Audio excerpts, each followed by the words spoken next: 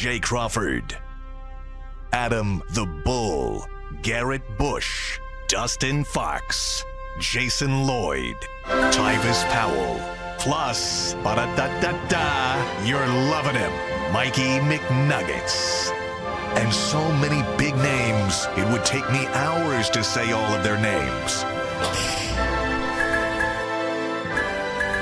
The ultimate Cleveland sports show starts now.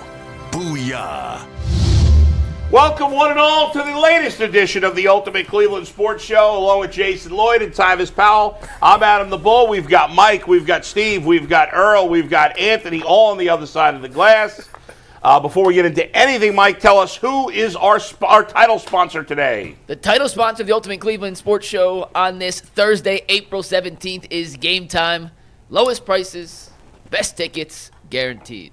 Bull, how you doing this morning? I am fired up, guys. I'm in an ornery mood because I've been listening to some dopes on the radio. Here we go. And I'm fed up with this. The way people are... Old people. Careful. Wait, is this your Travis Hunter rant? Yeah, you want me to save it? Save it till we get to Travis Hunter because it fits into the Travis Hunter part. All right, I'll save it. I'm a little fired up about it, but I'll pull it back for you, Mike. Pull it back for 1 second. Let's see how Jason and Tyvis are doing this morning. How are you guys doing? You know, we're gonna pull it back. So last night I got to do something for the first time. What's that? The Columbus Fury is the pro volleyball team, women's volleyball team in Columbus. I didn't know there was a pro women's exactly. volleyball league. Yeah. So they reached out to me via Instagram and they said they wanted me to come to a game. They wanted me to come. Indoor, not beach indoor. volleyball. It's at Nationwide. Right? Yeah, with beach volleyball in April. Come on, man. What are you gonna do? Man. All right, I'm just clarifying. It could have been just starting practice for the summer season. No, the season is actually ending. They got one final game Friday. Yeah. But I went to it last night. We took my wife and my daughters. Yeah. And, I had VIP, feet on the wood. Ooh, that's what they do for media. How many people go to these? How many people go to these games? You just get a ticket. You just get a ticket. How many people were there, you think? Oh, at the game? Yeah. I mean, was there 100 people? I would say probably like 3,000. Oh, there's that many? Wow. Something like that. I wouldn't have guessed that. I wouldn't guess that. How many seats in that arena? I don't know. But it wasn't like the place was packed. You'd think they'd play in a smaller arena. So you would think. I think if I had to critique them in any way, I would say that the atmosphere for that, having that many people there, or less people, I should say, was a wonderful atmosphere. People was into it. I felt the energy after some of the rallies and things like that. But they need to get a venue that fits the crowd. Because you want a 3,000-4,000 seat arena. The people there are loud, but it's so spaced out. Like you want them to be on top of everything so they can feed into the players and things like that. But overall, I had a wonderful experience. It was nice. Is this the top women's volleyball league? It's the Pro Volleyball Federation. Like are these former Division I players? Yes. Tyvis, what team played Columbus last night? San Diego Mojo, I think. When Omaha comes to Columbus, I got to make it down to that game. Why? You know somebody? Who you know? The old A&M volleyball coach, who I became pretty good friends with, is now the head coach for the Omaha team. Well, you'll have championship last year. You have to wait till next year because their final game is tomorrow. They didn't make the playoffs? No. How many teams in the league? 8, I think. All right. But it was a good experience. If you haven't been to one, you will enjoy yourself. I went to a women's volleyball game at, I can't remember now if it was Case or maybe Cleveland's. I don't remember. But it was actually fun watching volleyball. It is. It's pretty intense. They're like diving all over that court. Was when you see a good rally where they hit the ball and somebody got to run and boom and almost fall into people and they save it. Like it's like, man, this is the action and the atmosphere is great. So like I said, I enjoyed myself. I advise, obviously, unless you're gonna go Friday, which is their last home game, wait till next year and go to a game. They're definitely fun to watch. Jason, you go to any oddball sports in the last week? No. I used to cover high school volleyball. Did you? 6 lifetimes ago. Damn. When I was first starting out. It was a long That's what you started with, high school volleyball? High school sports. Okay. So, in fact, wait a minute. Like, so you was like out of college and you decided to do high school? Actually, if you must know, I was the youngest college football beat writer in the country because I was covering Ohio State while I was still in school.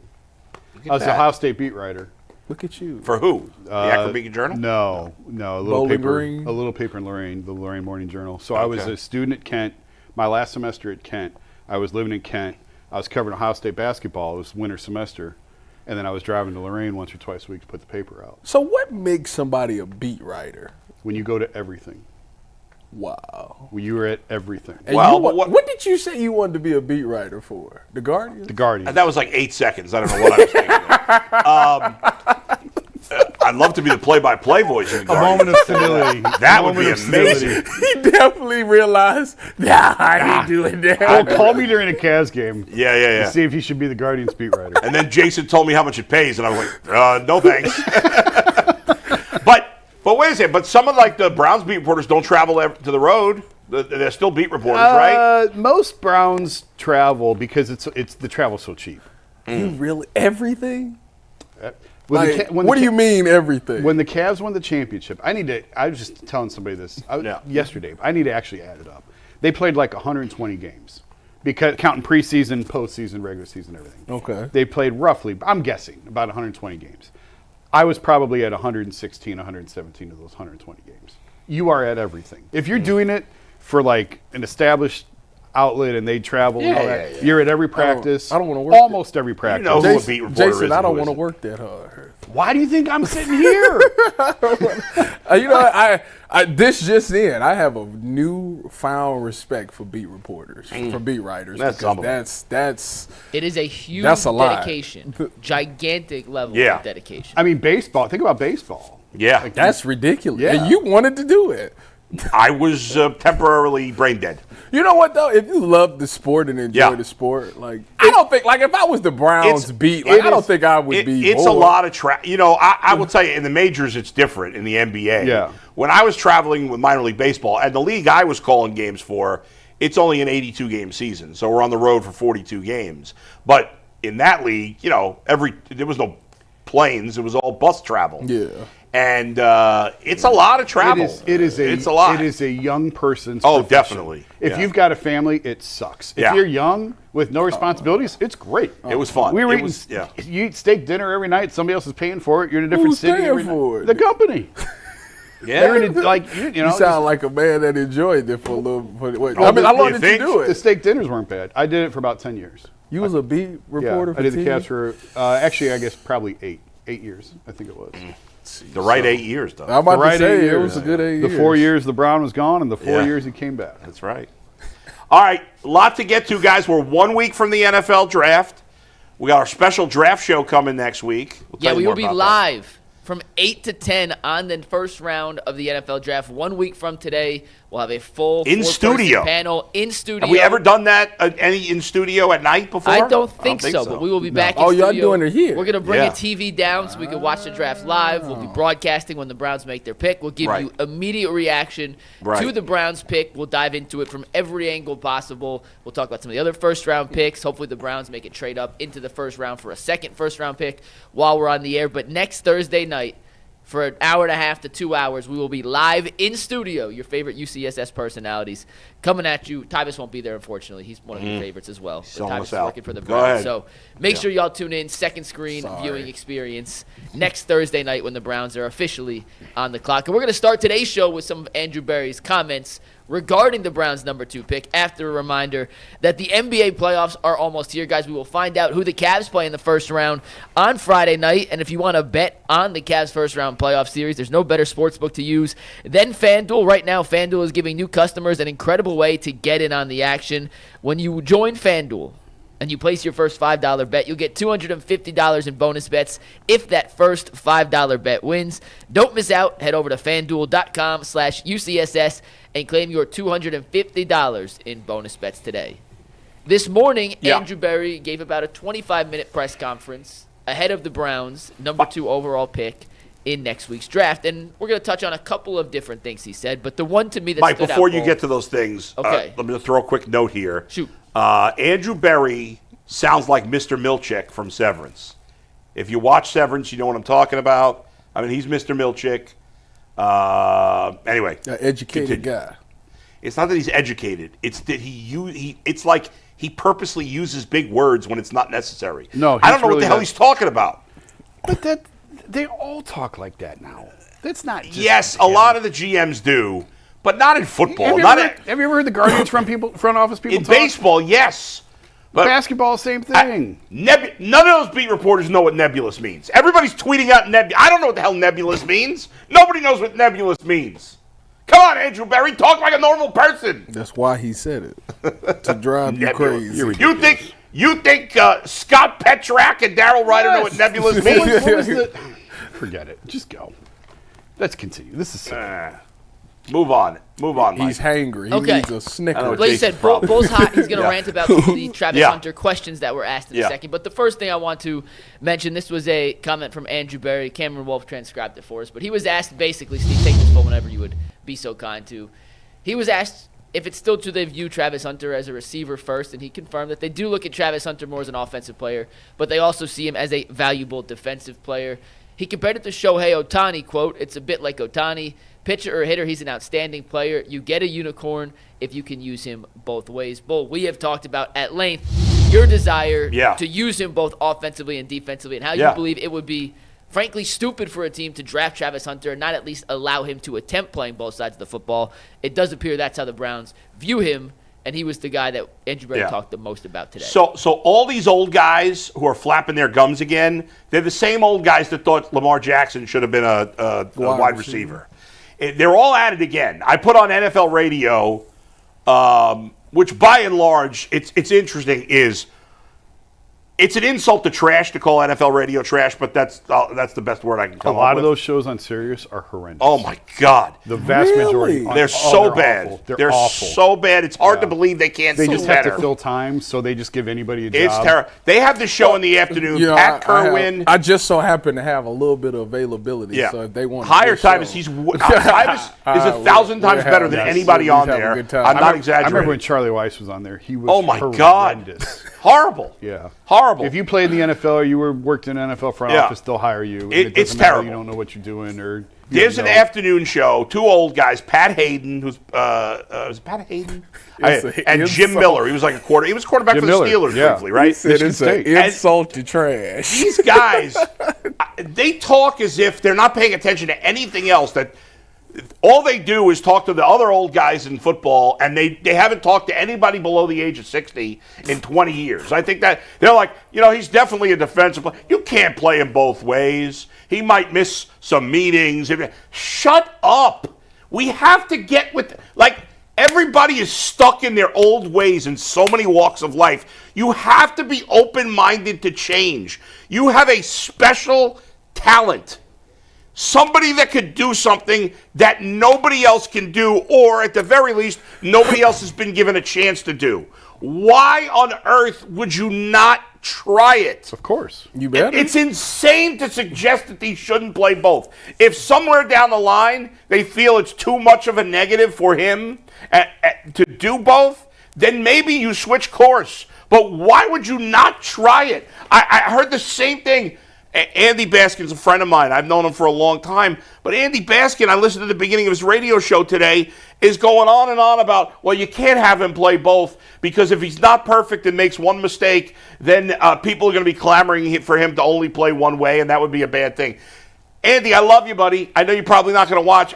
That's the stupidest thing I ever heard. That makes no sense. I don't care how fans react. I don't care how media reacts. Tony Grossi, that guy hasn't. I honestly believe that Tony Grossi has not watched a football game since the 80s.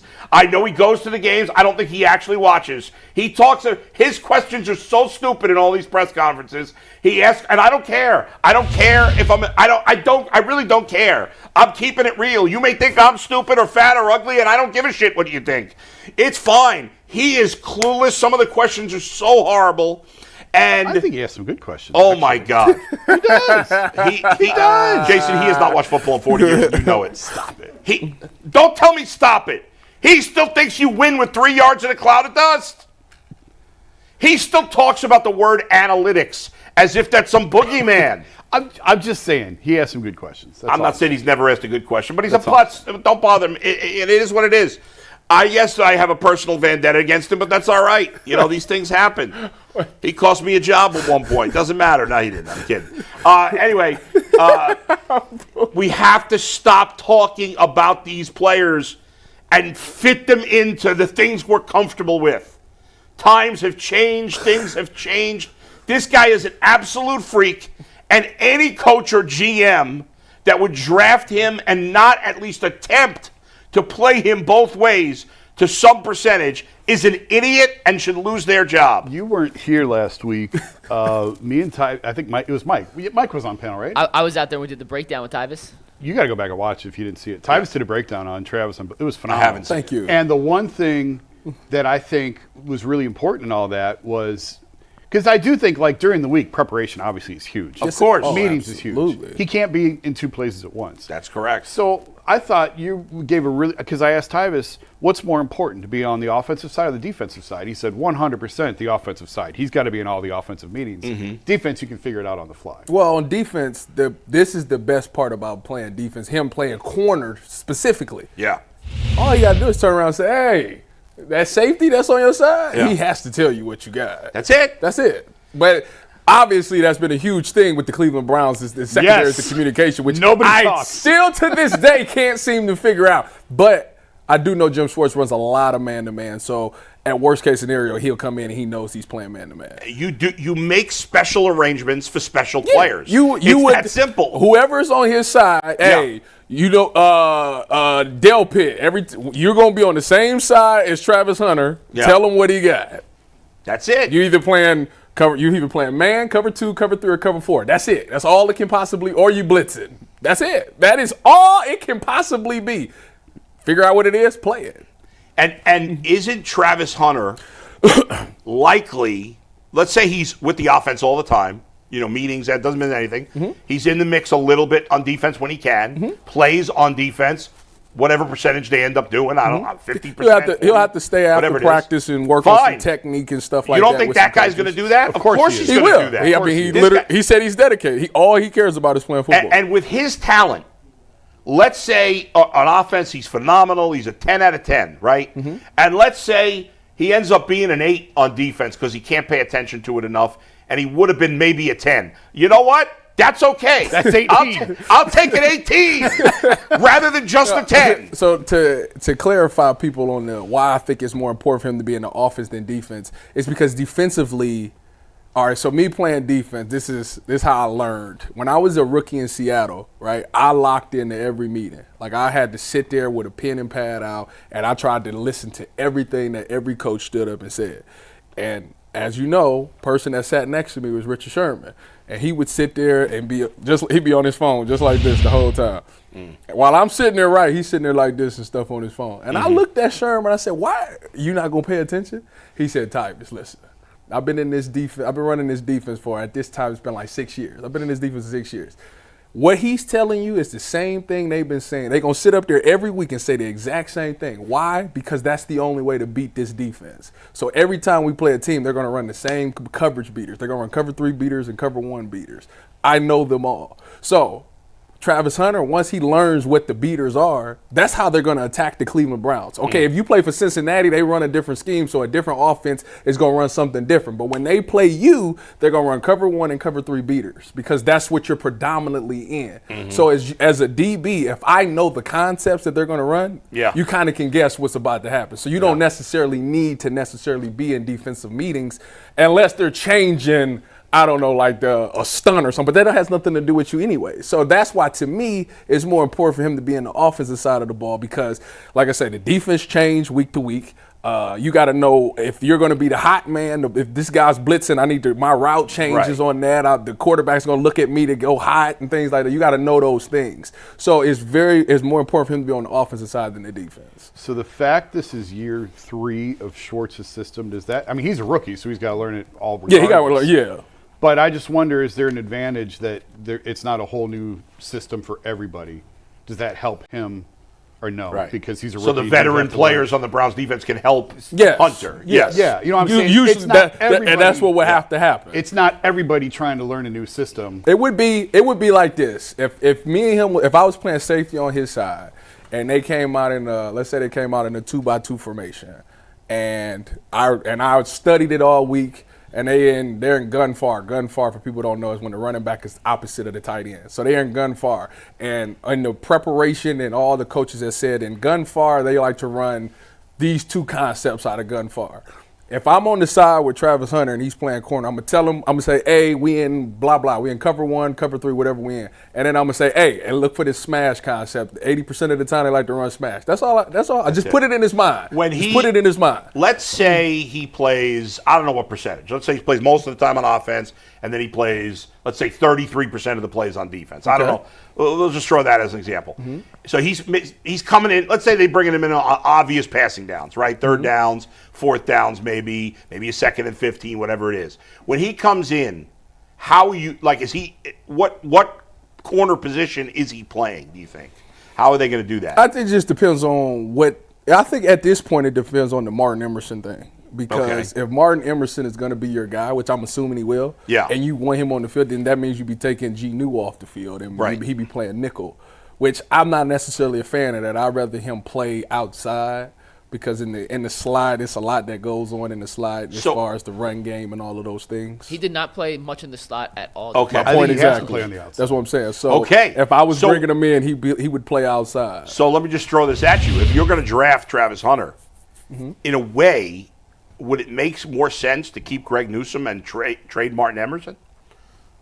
Yeah, but I don't think Martin's value is high right now. It's not, and you can't recount. And I wouldn't trade. No, I wouldn't trade Martin. You'd want to have them all. Yeah, because for depth reasons. But you can't. Denzel is probably gonna miss 2 games this season. Travis ain't gonna play every snap on defense. Yeah, sure. You need fair point. You need competent quarterback play out there. Right. And I don't know. I mean, Newsome's contract. I don't think he's got any trade value because of that contract. No, he doesn't have anything. All right, next thing that Andrew Berry said. He talked a lot about Travis Hunter. We kind of discussed a bunch. But another thing that he said was the Titans are presumably going to take Cam Ward. And then Andrew Berry was asked, do you guys know who you're going to take if that's the answer? And he said, well, we're going to use the whole shot clock. Mary Kay put this out there. All options are still on the table when asked whether or not the Browns would still be interested in Shedeur Sanders, at number 2, and he went on to then say they're not going to force something at quarterback if they don't think the value is necessarily there. That's the same thing Jimmy said a month ago. Well, I'm going to ask this in a 2-part question. We can move through this pretty quickly because I think we're all going to be in unison here. Do you think they're still considering a quarterback at 2? And is the second part of that quote, because it almost parrots what Jimmy Haslam said a few weeks ago at the owners' meeting, does it give you any insight into how they view this quarterback class, specifically towards the top of the draft? Yes.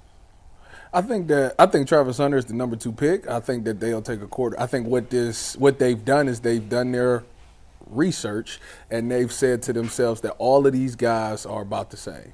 And I think that now they're saying, okay, if 2 through 5 is the same or roughly close, what stands out about this guy, that guy? What is more valuable to us? Is it the decision-making from Shedeur? Is it the athleticism from Jalen Milroe? Is it the arm from Jackson Dark? Is it the arm talent of Tyler Shuck? Like, which one to us do we think will be more? We can develop and make them something that could be dangerous. And I think when you look at this and how things are shaking now, you thinking that maybe I keep telling people when I look at what the Browns are doing, when you hear how they talking, I think they're looking at Philadelphia as the standard, like how that organization is the standard. And I think that they're thinking to themselves, how can we get to that? What do we need to do to get to that? Yeah. And obviously you think about Travis Hunter as a wide receiver. They keep talking about as a wide receiver. What does the Eagles have? 2 really good wide receivers. Then you think about the quarterback. Well, this wasn't the first-round talent that they took. Well, maybe he is now, but at the time he was a second-round pick. They didn't go use a first-round pick to have to get their quarterback, and he was a guy that everybody had question marks about. I think G. Bush pointed out, who did he say? Todd McShay said that this guy would never be good in the NFL. That was Hurts. Yeah, Hurts. Yeah. And when you think about a guy like Jalen Milroe, I mean, he fits the same thing. You know, a lot of people say he's got good legs and he throws a good deep ball, but he got so many other concerns. I don't know if he'll ever be that guy. I think there probably are more questions about Milroe than Hurts, but you're right. There were questions about Hurts, no doubt. So I think that they're literally trying to take that same approach and try to use their coaching to develop these guys and just get the right talent in there. I hope that this coaching staff can develop these guys into those players that are from Philly. Guys, I think the very interesting thing is, clearly it seems, and it'll be confirmed if the Browns don't take a quarterback at 2, which obviously we all think they're not going to. Clearly they think that group 2 to 5 is all pretty close. The question is, do they think all 4 of those guys are basically the same? Is it only 2 of them? Is it 3? Because let's say in theory they think Shador, Dart, Shuck, and Milroe are all same level quarterback, they'd be okay with any of them. It's probably not the case, but let's say it is. Mm-hmm. Well, then you just stay at 33 because you know for sure at least 1 or 2 of them is going to be there. Yeah. Well, if you think it's only 1 or 2 of those guys, especially somebody besides Shador, then you might think about trading them. He did say that he didn't think having to get into the first round for the 5th-year option was important. That was actually one of the most interesting things I thought that he said, because we spent a lot of time talking about the 5th-year option and moving up to get it. I didn't think it was that important either. You guys have said it. Because of the position, I think it is. Because of the position you're trying to get at quarterback. No, but my thought always has been, yes, it's ideal to have it if you could. If it's a left tackle, I don't care. Right, but the only reason I said it is after the you got to make the decision after the 3rd year. So after the 3rd year, you probably know if the guy's your future quarterback or not. Probably not. They didn't know with Baker. I was about to say. They didn't. You're right. I think in a lot of cases you do at that point. Probably. And if you do, then you're going to try to sign him anyway. But it's a weird league, though. Like, injuries happen. Of course, yeah. You never know. First year, I'm just saying, yes, the 5th-year option, I'm sure they'd rather have it than not, but I don't think I don't think they feel like you have to have it. It just depends on, to me, I think that we're at the point where I don't think that they view any of these guys as franchise quarterbacks. I don't think. Or at least not sure things. Not right now. Right now they don't. Yeah. So in that case, we talked about, well, if you really like a guy at quarterback, you should trade up. So what does that trade up look like from 33 to 20? Or 28. It depends. It's a big difference going to 28 versus going to 20. So if it's me giving up picks from next year's draft for a guy that I'm not even 100% sure is going to be a franchise quarterback. In that case, no, I just take the guy at 33. Yeah. Because I'm not about to give up all these assets. I think the Browns got 4 picks in the first 102. Right. So I'm not trying to give up any of that assets either. But I think the Browns are thinking, and they're telling you this to some degree by bringing Joe Flacco. They don't want to be a top 5 pick next year. Yeah. And if they're not a top 5 pick, then it's my bold prediction. It's going to be hard to get. Andrew Berry did admit, not that this is a surprise, that they always consider that next year's quarterback class is definitely a part of the equation. Of course. He said that in this. Well, he said they scout 2 years in advance. 2 years at a time. Yeah. 2 years at a time, right? And which makes sense. And things can because I've been big on the 26 class all along. Sure. And of course things can change. Yes, guys are going to get hurt. Guys are going to overperform. Guys are going to underperform. Guys are going to rise and fall. And the new frontier in all of this is NIL. And I still think we're figuring out how much money. How much money does it take for a quarterback to stay in college longer than he would otherwise? Right. Because you used to be able to circle guys and say, okay, they're coming out here. Right. This guy's. You can't do that anymore. No. Because now they're making real money in college. That's going to correct this. But we don't have enough data yet. I don't know. Because some guys may say, I could still make more in the NFL. I want to go to the NFL. Right. And other guys may say, I'm having a ball in college. Right. The money will be there. And it's a case-by-case basis. We just don't have enough time yet in this system. You will, because I think that it's going to be a such thing as donor fatigue. Right, but it's not going to change in the next year. Guys aren't going to live up to that $4 million that you promised. So I'm not. Why? If I gave you $4 million and you didn't give me anything, and you come to me next time, we got another quarterback. We need $4 million. You think I'm going to give it to you? Yeah, that's a good point. But another factor in what you're saying, Jason, also is a guy who is like, should he come out? Should he not? Whether it's questionable how high he's going to get drafted. That guy is way more likely to stay in if he's making NIL money. Yes. Than a guy who's definitely going in the first round. Right. And those guys it used to be, you just, as you said, as soon as you could go, you go. Unless you're going to be not drafted or a really late pick. No. It's if you have a really good season, you go. Right. You go when you hot. Anytime you hot, you got to go. Yeah. Because duplicating it is so hard. Yeah. Go ahead, Mike. You want the last quote from Andrew Berry real quick before we move on? Yeah. Yeah. He did talk about Jalen Milroe. And when he talked about Jalen Milroe, I thought his word choice was very interesting. Quote, a rare physical talent, maybe the only quarterback who's faster than Lamar Jackson. He went on to say, please don't tell Lamar Jackson I said that. We've talked about at length the physical attributes that Jalen Milroe has and how he is just different than any other quarterback in the NFL athletically other than Lamar. To hear Andrew Berry put praise like that on Jalen Milroe, Tyvis, that just at least continue to open your eyes to the possibility he might be the guy they are targeting in the second round or with their second pick whenever that choice is made? Yeah, I think it's – but see, the thing is it's silly season as well. Like, it could also be them making it sound like that to make somebody else take Jalen Milroe, so maybe they can get a Jackson Dart. Maybe they don't want people to know. Like, they're not going to tell you outright who they're taking because then somebody might – Pittsburgh might take him just because you think so highly of, oh, well, let's bring him to Pittsburgh and you got to go against I don't him. think Pittsburgh's making any decisions based on what the Browns think. Yeah. But I hear what you're saying. You get what I'm saying. You get the point. Yeah. Maybe not Pittsburgh. That's a bad example. But there's no benefit to spilling the beans on what you want to do. The point is they're not going to tell people who they're taking, what quarterback they want to take, because if they do, then somebody obviously might slide up. A team might say, oh, if the Browns is taking them at 33, well, now I got to trade up to 32 to get them or something like that. So I think he's just giving them high praise. They're not, like I said, I don't know who they're going to take at quarterback. I think it will be somebody at 33, though, unless they trade back up. Go ahead, Jason. I do think the interest in Milroe is real. I left the owners' meetings thinking, one, they were taking Travis Hunter at 2. They were very interested in Milroe. And Jackson Dart's probably going to go a lot higher than we had thought, maybe even above Shador. So, and honestly, like, as we sit here today, I think if they leave this draft with Travis Hunter and Jalen Milroe, I'd be very happy with that. It'd be fun. With the top 2 He's picks. fun, man. Because, like, the one thing that those two guys have in common, from everything that we know about them, from Travis Hunter and Jalen Milroe, they're unbelievably intelligent dudes who work their asses off. Mm-hmm. I will take that every single time. They are high character dudes, and you can win with guys like that. Yep. And is he perfect? No, he's not perfect. If he was, he'd be a top 10 pick. He'd be the number 1 pick. Yeah, there's things he's got to work on. But you bet on the guy.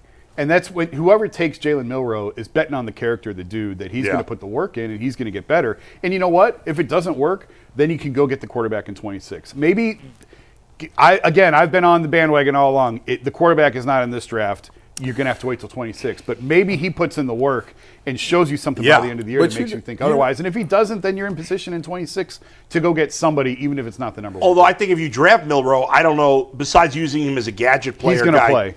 Not right away. He's going to play. But that's the Browns. They play 3 quarterbacks every year. But the thing about him, though, is whether – That was mean, Jason. It's true. I think he has value because of the running ability. Like 100%. So I think that out of the Shador, the Shuck, Dart, and him, like the running ability alone, even if he doesn't pan out to be your franchise guy, he's a guy that's still going to be on the roster. Absolutely. He's still a guy. He could turn into a Taysom Hill, worst case, something like that. That's true. Like so, gadget play, short yardage. It's like, to me, you're doing it for the talent. It's the same thing with Travis Hunter. Like, it's so many different things that Travis Hunter can do before he considered a bust and he just can't play. Like you can play corner, you can play special teams, returner, offense before you're just like, all right, he's no good. Hey, same thing with Jalen Milroe. Kevin Stefanski will have no excuses. If you have, think about the creativity that you can do with Travis Hunter and Jalen Milroe in that offense. And I know they'll both be rookies next year. I'm, thinking more long term. And I agree with Andrew Berry. Everybody's so obsessed with, can this be good right away? And he talked about, I want the guys that are going to be the best players, not the best players right away. Yeah. And he's right about that. But the potential explosiveness of an offense with Jalen Milroe and Travis Hunter could be something unheard of. Like this Browns offense, which has been so crap for so long, outside of the few weeks with Joe Flacco there when they were throwing the ball all over the place. I mean, could just go for how many years, Jason, have we talked about the fact that the Browns are not a good athletic team on offense? Yeah. They just don't have the big time, pass catchers, the speed guys, and then to have two guys like that on offense. How many times last year did I say they had? I have all the metrics to prove this. They had some of the slowest receivers in the league last year, and they were terrible at creating separation. Yeah. You know how you fix that? Travis Hunter helped fix that. Yeah. It would be fun to see if Jalen Milroe figures it out. Him, Judy, Njoku, Hunter. You get one of these big time backs in the third round. Well, you got to start with Ford right now. Right, but supposedly his running back class is fantastic. True. They're going to take a running back. I've said this for the couple of weeks. The top 3 picks should all be on the offensive. 100%. Or 3 of the top 4 should be on the offensive side of the ball. It's been neglected for too long. Hunter, quarterback, running back, either third or fourth round. Let's go. Next week, we're going to do a deep dive into the Browns' top 3 round position players they've drafted in the first 3 rounds over the last decade plus. It's shocking how few players they've even drafted at those positions, D-line. and even shockinger, or more shocking, shockinger have hit. All right, guys, we're going to move on. on. By the way, Mike, before you move on, it may be shocking to you, but to every Browns fan, it's not shocking. Fair enough. It's sad more than shocking. As a small business owner, your work doesn't end when the clock hits 5. Your business is always on your mind, which means when it's time to hire, you need a partner that works just as hard as you do, and that's where LinkedIn Jobs comes in. When you clock out, LinkedIn clocks in. LinkedIn makes it easy to post your job for free, share it with your network, and get qualified candidates all at once. Here's how it works. LinkedIn's new feature can help you write job descriptions and then quickly get your job in front of the right people with deep candidate insights. And here's a pro tip. Add the hashtag hiring frame to your profile to double your reach to qualified candidates. No wonder 72% of small businesses say LinkedIn helps them find high-quality hires. Post your job for free at linkedin.com/LockedOnNFL. That is linkedin.com/LockedOnNFL to post your job for free. Terms and conditions apply. So Joe Flacco has been making the media rounds around Cleveland lately. We have made the request to get him on UCSS. We are still waiting to hear back from the Browns. But he was on ESPN Cleveland Radio yesterday. He was on 92.3 this morning with Ken and Lima. And he said something interesting on both shows that kind of piqued my interest, and I'm curious your guys' opinion on this. Joe said one of the reasons he decided to come back to Cleveland, to make his return to Cleveland, was the way the fans in the community treated his family and him when he came back in 2023 and led the Browns in that playoff run. Now, go back in time to that day. The Browns were coming off the Deshaun Watson injury. They were in a quarterback carousel. There was complete uncertainty and instability at the position. Flacco won football games, went 4-1 down the stretch for the Browns, winning those final 4 games he started, including beating the Jets on Thursday night to clinch a playoff spot. So my question to you guys is this. He obviously got the most warm and receptive welcome when he came in 2023. Now with the pressure of potentially being QB1 to start the season in 2025, can he recreate that same magic he had 2 seasons ago, and will fans react to the Joe Flacco experience in the same capacity, knowing there are more expectations this time around than there were 2 seasons ago? No, they can't. It's not going to be exactly the same. It doesn't mean people won't be excited, especially if he plays well. There's no pressure. I disagree with you on pressure. Joe Flacco's 40 years old at the end of his career. There's no pressure on Joe Flacco. No. If he's terrible and okay, that doesn't taint his career at all. He's had a very. But there's just a natural pressure of being a QB1 versus coming in. You think Joe Flacco at 40 years old is feeling any pressure to be on this team that was won 3 games last year? There's no pressure on him at all. And let's be complete. I love Joe Flacco. I love what he did. Let's be fair. He's the reason. Yes, everybody treated him nicely. I mean, a bigger part of the reason that he came back is how many other teams could he have possibly started for? Probably not many. Yeah, so that's part of it too. But no, I don't think. I guess it's possible. Listen, if he starts putting up big numbers, but here's the thing: if the Browns draft a quarterback between 20 and 33, which I think we all think they will, there's going to be clamoring, at least from a percentage of the fan base, to play that guy at some point, whether they should or not. And so that is always there. So if Joe doesn't play great, that clamoring is going to be there. Now, if he plays great, and I know you could argue whether he played great here the first time, put up big stats, but he also, had a lot of interceptions. but he's 40 now. Mm-hmm. I think the idea of him capturing the audience like he did that time is going to be hard. It's possible, but it's going to be very hard. I think as a 40-year-old quarterback, I think Joe, he's already won the people over.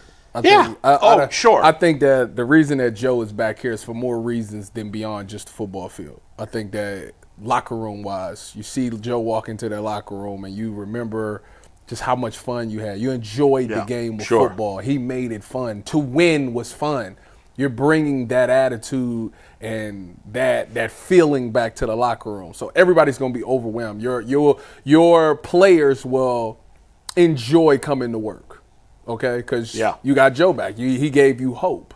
And I think that's part of the reason why he's come back. But also, if you do, whether it's Kenny Pickett, whether it's they take somebody at 33, trade up, whatever the quarterback is, the best player that's ran your offense to the most to be successful the way you want it has been Joe.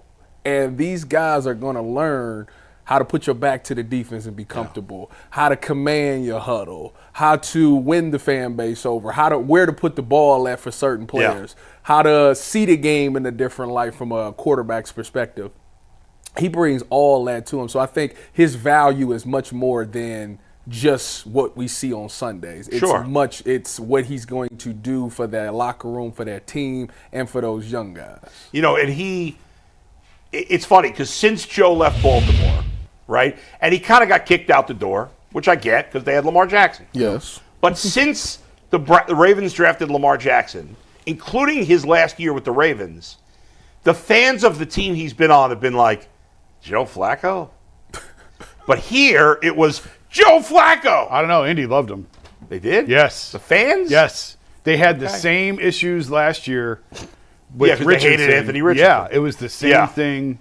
But they weren't winning, so he didn't. The excitement didn't build like it did here. Didn't he win the first game? Then he won I think he did. The first one or two. Eventually decided to play Richardson again. There is something about Cleveland and about Cleveland fans and the fan base that they latch on to certain players, and it's a special. Like Channing Frye has talked about this. Channing and Richard Jefferson both about. I mean, they won a championship, obviously, but the special bond that they feel. So they love coming back to Cleveland and the reception that they get every time. And Ryan Merritt, the Indians pitcher, the one the playoff game, in folklore. Rajay Davis.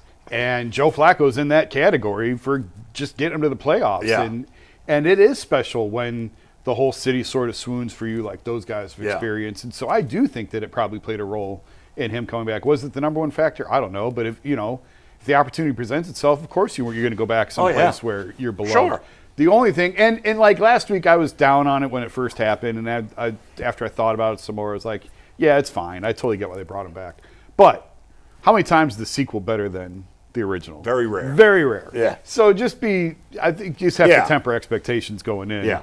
But he's 40. He's 2 years older now than he was when he was here last time, but he can run Kevin's system. Yeah. They're very obviously going back to Kevin's system. Yes. And he can run it as well as anybody. And he talked, listen, he'll be I know there was the whole thing with Lamar. This is different. It's many years later.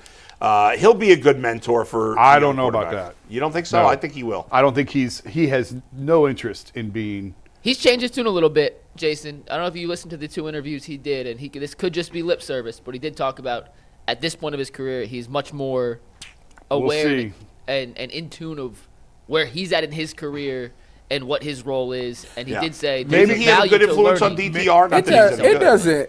For him, it doesn't necessarily have to be, him hand walking people through this. Leading by example, right? Just being in the quarterback room, just hearing the communication. Coach is going to ask, hey, Joe, what do you see? What are we supposed to do on this play? Just to hear how he processes things and things like that, that helps a young guy. So it might not necessarily be him putting his arm, hey, let me teach you the ropes. It won't be like that. I don't think he's that type of guy. Maybe he's totally changed, and maybe he's reached the point in his career where possibly where the end is near. The end is near, and honestly, when you really look back on it, it's about it's about what you did, but how your legacy lives on is the impact that you made on other players. Before I left, I coached that guy up. He got better. So now when I'm done and I'm broadcasting, I could go watch Kenny Pickett and be like, man, I taught Kenny that stuff. Look at that, man. Like it brings just a different satisfaction. And I think, with the end near for Joe, like this is the part where you start to help other young guys because you want to see them, do well in this league. And when he was here 2 years ago, he was still fighting for his NFL life. Right. That he was out, and this was an opportunity for him to come back in. And now that he's had, maybe more of the final chapter the way that he wants it, going out on his terms, maybe he's more open to it. But and I'm not saying it is a bad thing. Like some guy, he wants to compete and he wants to play. He's not interested in wiping noses and being a babysitter. And I think like when Josh McCown was here, he was the perfect guy to sort of mentor other quarterbacks. He enjoyed that role of bringing in other guys. That's why he's a quarterback coach now. And some other guys aren't wired that way. And I think Joe was here 2 years ago to compete and to win. Right. And he didn't care about any of that other stuff. And I told, I don't want to make a big deal about it. The relationship between Joe and Deshaun was always very weird. Right. But it was fine with DTR. Yeah, it was fine. Yeah. It was fine. DTR wasn't a threat. Right. At that time. Is Kenny Pickett a threat? I mean, I think they will have a spirited quarterback battle. We're going to talk about that all frickin' summer. That's going to be the topic. And whoever they get at 33. Well, it's going to be a three-way quarterback battle in theory. Yeah, in theory, but I think already said that today too. I think in reality, I think it's a two-way. Yeah. Between Kenny and Joe. Whoever they draft, if they draft in the second round, I don't think. I mean, maybe they come in and blow the doors off and shock everybody. I remember there's an interview where Kyle Shanahan said that, where after practice one day, he was talking to the owners and he said the best quarterback on the field is the kid we took last. Yeah. He did say that. I remember us reading about that. And he said it probably wasn't the best thing to say when we just traded up to get the other guy. Yeah. But it was clear from day one, Brock Purdy was the best quarterback on the field. And maybe that happens here. Who knows? But more than likely, I think it's probably a two-way battle. Before we get off of this topic, where are y'all still in the camp of them drafting two quarterbacks? No, not now. I can't imagine now that they have Pickett and Flacco that they would draft two. But because because I know it was a big thing. Like take two. Somebody's take getting two. cut. You're not carrying four. Right. You could carry 4 to preseason. Yeah, but somebody getting cut when their 53 come out for sure. Well, two of them. Well, then might. you'd be cutting. Oh no, you get the third. You get the emergency guy now. Well, then you'd be moving on from Pickett, which I guess if you draft two quarterbacks, I think Kenny Pickett's going to be the backup quarterback for the Browns for a long time. For a long time. Yeah. You don't think he's going to try to get the start somewhere else? Joe Flacco. One of these guys that bounces from place to place to try to be a starter because he's the 30th best quarterback in the league? Joe Flacco will be the starter unless his arm talent is not there anymore, then Kenny will start. There's no way he makes it through a whole season, though, or it's unlikely. Joe? Yeah. He has never done it. He hasn't done it in 8 years. Yeah. I mean, as we sit here in April 17th, I think Joe will be the starting quarterback. Unless his arm is shot. In a perfect world, you draft a guy and he doesn't play unless he forces his way on the field. You don't just play. The Browns too often have played the young guy because they were like, well, we might as well play him. Not because that guy forced his way on the field. Well, injuries have also forced him at times. To me, if the guy's not ready to play, I'm not playing him, injuries or not. Well, if the other two guys are down, what are you going to do? Then bring back somebody else. There's always a veteran. Well, you're going to carry. If they draft a quarterback, yeah, they're going to carry 3 on the 53. Yep. So then the third guy will be the emergency quarterback. Right. Yeah. And then you go from there. Yeah. But the only thing when you talk about quarterbacks and the young guys, we have to really do a better job with the development of young guys because the DTR thing was not been good enough. It was handled so poorly. To this day, I don't understand what happened there. That was so is bizarre. Wild. It just was handled poorly, and that's what scares me about them drafting quarterback. They better learn from those mistakes, or they're going to be gone. They have not cleaned that up. I hope Tommy Reese is a better guy, and who did they get? Bill Musgrave. I hope those two is better at development because the DTR thing was a disaster. The way they did him filthy. Well, the way they talked about him, and then the way he played, is night and day. Yeah. And I mean, listen. I'll go back to AVP. They never should have fired AVP. Look what AVP did in New England with Drake May. Oh, they got Joe Milton, the 5th round. He went for a 5th round. Last year was just a disaster in every way possible. Yeah. From the moment they fired the offensive coaches till the end of the year, complete disaster. And they've tried to rectify some of those mistakes. Yes. And we'll see. We'll see if they have. All right, let's switch gears, talk some hoops. Yep, and then we'll get back to the Browns and their first-round picks in a sec. But before we do that, today's episode is brought to us by Buckeye State Credit Union. If you're unfamiliar with the Buckeye State Credit Union, let me introduce you to the financial friend you didn't know you needed until now. Buckeye State Credit Union is a local brand offering a wide range of products, from savings accounts to mortgages and auto loans. They have some of the lowest rates around and are committed to serving Northeast Ohio. The Cleveland location is in Shaker Heights, but they have 5 brick-and-mortar locations across the state. Basically, Buckeye State Credit Union is here to help make your life easier. They make banking more convenient, always putting the customer first, so you leave feeling cared for, valued, and respected. At Buckeye State Credit Union, their core values are what set them apart: connect, simplify, and adapt. These values make Buckeye State Credit Union the right choice for you. Head to BuckeyeCU.com for more information. Buckeye State Credit Union, your money simplified. So, guys, I asked Kenny Atkinson this exact question before the Cavs' final regular season game. And I asked it because I knew we were going to have some time off between when they played on Sunday and when they played on Sunday again, whether it be Saturday. So this was a little bit of filler content. Steve, we're not taking the shot first. We're going to do it at the end, so you can drop the shot. I asked Kenny, is Donovan a better basketball player or a better leader? Bull, we're going to get your opinions before we get to Kenny. What do you think? Better basketball player, better leader? I mean, it's an impossible question to answer because there is no right answer. As much as it seems like he's a great leader, I'm not in that locker room, so how do I know exactly how good a leader he is? I think he's excellent at both, but I'm just going back. I've been going back and forth. I'll say he's a better basketball player just because I don't know exactly how good he is as a leader. It seems like he's great, but I don't know for sure because I'm not in the locker room. If you want the resume stuff, he's been nominated for Teammate of the Year and is most likely going to be a first-team All-NBA guy. At worst case, a second-team All-NBA. I'm going to go player just because there's more tangible things I can point to with that. I'll play devil's advocate. I'll go leader then because I think that it's no secret that Donovan, the way he's took the step back and allowed people to grow this season has been remarkable, and it shows that he truly does believe in people. And as a leader, sometimes you got to do that. You got to build up the guys around you. I think last year he realized in the playoffs, I can do this. He showed his passion and his love, and he can do it by himself. But even in that stretch, the leadership in him still, it was something about, I got to find a way to get Darius going. And you remember, I can't remember what game it was when Darius hit the 3 and they did the long hug after the game or after the shot. That was last year in the playoffs against Orlando in Game 7. Yeah, it was like that. It takes a leader to keep believing in people like that to try to get people going.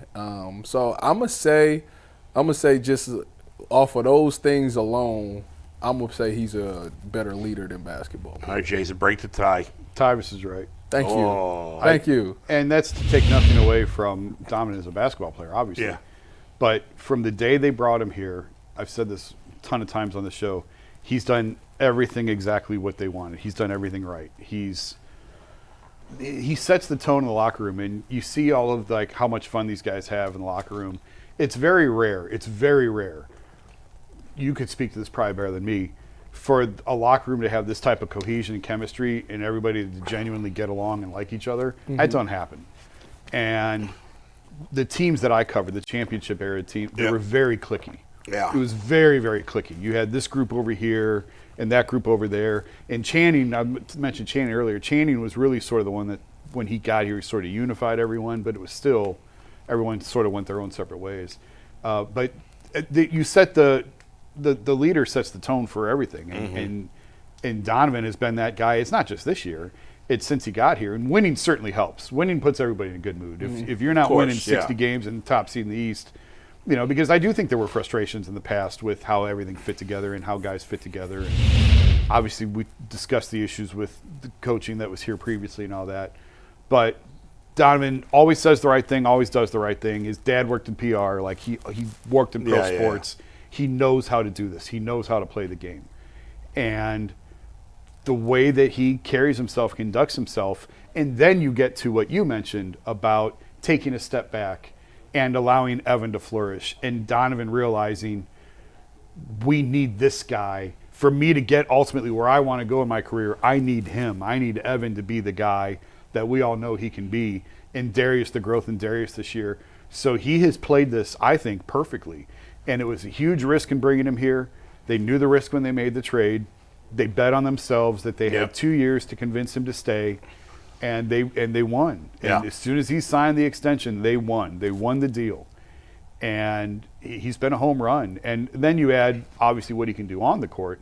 But what he's been able to do for this franchise in showing guys how to be a professional, taking a really, really young group of players who had no idea how to win, who were just starting out their careers, he has been exactly what they've needed. And I like the fact. You don't want Colin Sexton back. Is that what you're saying? Colin's a good kid. Like I said, no, but I'm glad you said that because I said and wrote a lot of really mean things about Colin, and I enjoy doing it. Yeah. But that was part of the Oregon. And he was a good kid. Are you saying you're backpedaling? No, unlike me saying bad things about members of the media, which I don't feel bad about. But I mean, it was true, and they were putting him in positions for which he wasn't capable. Yeah. And it was really more of an indictment on the organization than on Colin. Yeah. And I was actually thinking about Colin the other day, and I felt because I got a son his age, and I'd be mad if someone like me was saying those things about him. What did you say? Well, they were trying to – it's not worth going back into. They were trying to make him the focal point of the team. He wasn't built to be that. They were trying to prop him up into the star player that he never was. I got you. So that's all you were saying was that he's not – he's a role player, yes, not a star. and they were trying to make him way more into what he was. At the point LeBron had just left. The franchise was in a transition period. There was a lot going on. You needed it's water under the bridge. Yeah, it is. Let's hear what Kenny – he's a good kid. Okay. Yeah. Before we hear Kenny, can I give you my 2 cents? No. Perfect. I'm going to do it. Donovan is an incredible player. His basketball resume speaks for himself. He's the highest scorer ever against the Celtics. You know, he's an all-NBA guy, second team once in his career. This could be the first time in his career he makes all-NBA first team. Some of the stuff that you don't necessarily see from Donovan that Jason and I get a little peek at behind the curtains in the locker room is if somebody has a good game, right, and they're doing their media scrum, Donovan is always off to the side, not necessarily stealing the spotlight, but listening closely to the player's answer, because if they try to downplay their own performance, it's Donovan who's the first one to then hype them up. And he helped, in my opinion, Darius Garland find his confidence and find his groove again. Tyvis mentioned that Game 7 last year in the playoffs, and then it just kind of continued to increase during this regular season. Evan Mobley gets a lot of credit for his own development, but Donovan instilled confidence in him to help become this player who I think could join Donovan on the All-NBA team this season. I don't think there's a right answer. There's no tangible stat for leadership. If you want to read a good column on Donovan, behind the scenes, Ethan Sands of Cleveland.com put one out yesterday talking about kind of Donovan, how he helps some of his other teammates. But I did ask Kenny that question, and this is what Kenny said on Sunday on whether or not he believes Donovan's a better basketball player or a better leader. Oh, that's a great question. I would, we all know his talent, and I would say this season, it was more important that he was a great leader. Like, it's almost, he's got, we all know the talent and the player that he is, but it was, I think the number one priority was him leading this and making the sacrifices he made and empowering. The play is going to kind of be the play, with him. It's the talent is there. It's his mentality coming into this year, his ability to kind of change, empower Evan, empower Darius, help JA flip his rotation, flip who he's playing with, shorten his minutes, minute rotation, all that stuff. If you went out and wrote an article and say that was the number one key to the season, I wouldn't argue with you. By the way, I love that Mike left the part in where he tells him it was a great question. Of course. Which it was a great question. Thank you. And he was like, huh, like, wow. He was impressed. Unlike Tony Grossi. Oh, my God. Mike Lucas asked great questions in the press Why conference. is it Mike considered a beat guy? Because he doesn't travel with the team on the road. He doesn't go to practices. Okay. Would you? I was a beat guy for A&M. I do not want to be I consider Mike a Cavs analyst. Oh, yeah. Like I'm a Guardians analyst. Oh, no. Don't even. Wait till we get to the topic. We'll talk about it. We'll talk about it. Go ahead, Mike. What do you want to say? Or somebody was going to say There's something. one. You got something? I was going to add one other thing on Donovan. But No, just that I don't think it's hard to put into like tangible statistics or impact leadership. It's kind of one of those things you see it and you know it. And if it's not there, it's the same way. If it's not there, you also know it. And Donovan's an incredible basketball player. And I think when you look at the list and make a list of guys who have taken a step back to allow others to improve and take some of the spotlight, that's the hardest thing for a star to do. And Donovan did it with class, grace, and care this season in a way that I think is really, really rare. Has LeBron ever done that? That's what I say. It's very LeBron. Well, because LeBron would put the trust in other people. LeBron did it at 38, 37. Donovan's in the prime of his career. So it's even harder. But the reason why, and this is the other thing I was going to add, the reason why I think he's open to doing this is because there's one piece missing on his resume. He's got all the All-Star appearances. He's got the All-NBA teams. Yeah. He's got 2 max contracts. MVP. He's got it all, except winning. Never made it out of the second round.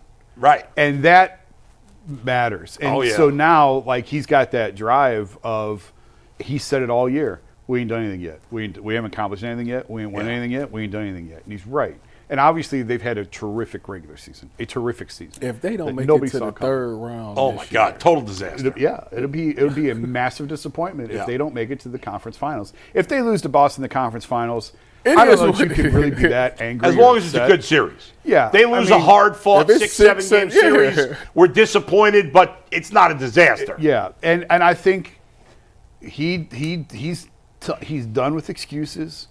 He's done with waiting. Yeah. I wrote about that the other day. when it came out. Yeah, I wrote about it a few days ago. I didn't tweet it out or anything, but I wrote about just like, because I just. So we can go to the Athletic and find this? Yeah. Okay. Because I just wondered. Free plug. If you have to. Boston is so good. Like, they are so good right now, and they are such an animal. Do you just have to sort of wait out Boston? And Donovan don't want to hear that. Well, I'm hoping that their first round series against Orlando gets them. You know how Mikey was talking about. It won't be Orlando. Oh, you mean Boston? He's talking about the Celtics. Boston. I'm sorry. I'm sorry. Talking about, I'm hoping that, you know how after we played Orlando, we was kind of beat up because they're a physical team. I'm hoping that they'll extract the pound of flesh. that will happen. Orlando, for Boston Orlando this is a physical team, man. Jamal Mosley and JB have a lot in common in terms of their style and the way that they coach and the way there's a reason they're close friends. The reason the Magic ain't gonna win this is because they can't shoot like that. No, They Orlando's can't not shoot going to at win a the high series, clip. but they can take a pound of flesh. If They gotta win one game? If they could shoot, it would be a very good series. Yes, I won't rule out them winning a game because Boston is Team ADD. So all right, let's predict it right now. Team ADD. Celtics in how many? 5. yeah, it's hard to predict a sweep in the NBA. I'll say 5. 5. Cavs in 5? We don't even know who the opponent is. Doesn't matter. If they play the Heat, Pick it either way. if they play the Hawks, it's a sweep. If they play the Heat, it's 5. Who do you think's going to win? Heat, Hawks? Heat. I think the Hawks win. I think the Cavs sweep the Hawks. I think the Heat have a I think chance to win. I think that the Heat game. win and the This is Cavs like- win in 5. All right, so if the Heat win, what's This the is the Cavs Heat's Heat ti- series? Heat and 5. 5. I mean, Cavs and 5. Cavs in 5. Jason's struggling with the first If round it's the series Hawks, pick. they're gonna sweep the Hawks. I just think, like, this is Miami, man. They've got that. You think they're going to win 2 match. games? I think that there's a chance they could win 2 games. Wow. Yeah. So Cavs and 6. Atlanta is 5. Atlanta's 5. Bucks Pacers, what do you got? Bucks and 4. No, stop it. What do you think he was going to say? I think He would Bucks say Bucks in in 2 4. if he could. What do you like, Jason? Bucks Pacers. Bucks. I like the Pacers. I like the Pacers too. I don't Bucks know and why. 4. Pacers in 7. Knicks. you a hater. I got Knicks in 5.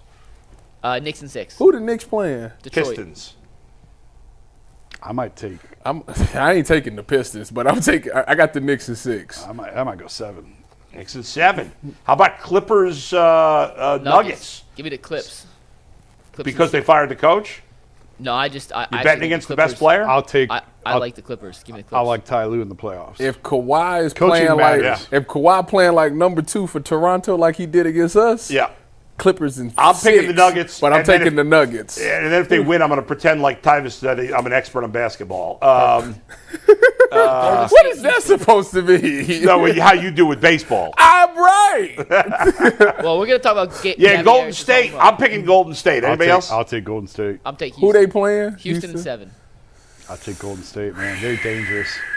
They're minus 200 favorites. That playoff Jimmy different, man. Minus 200 to win the series. That's crazy. As a 7 seed. Oklahoma City's going to play either Memphis or Dallas, right? Yeah, they're going to win in 5 regardless. Yeah, that might be a sweep. Okay, I would take and a sweep then on what's that. the last series? Lakers, Lakers, Minnesota. Timberwolves. Lakers in 5. Give me Lakers in 6. Lakers in 6. I'd take the Lakers in 6 too. All right, there you go.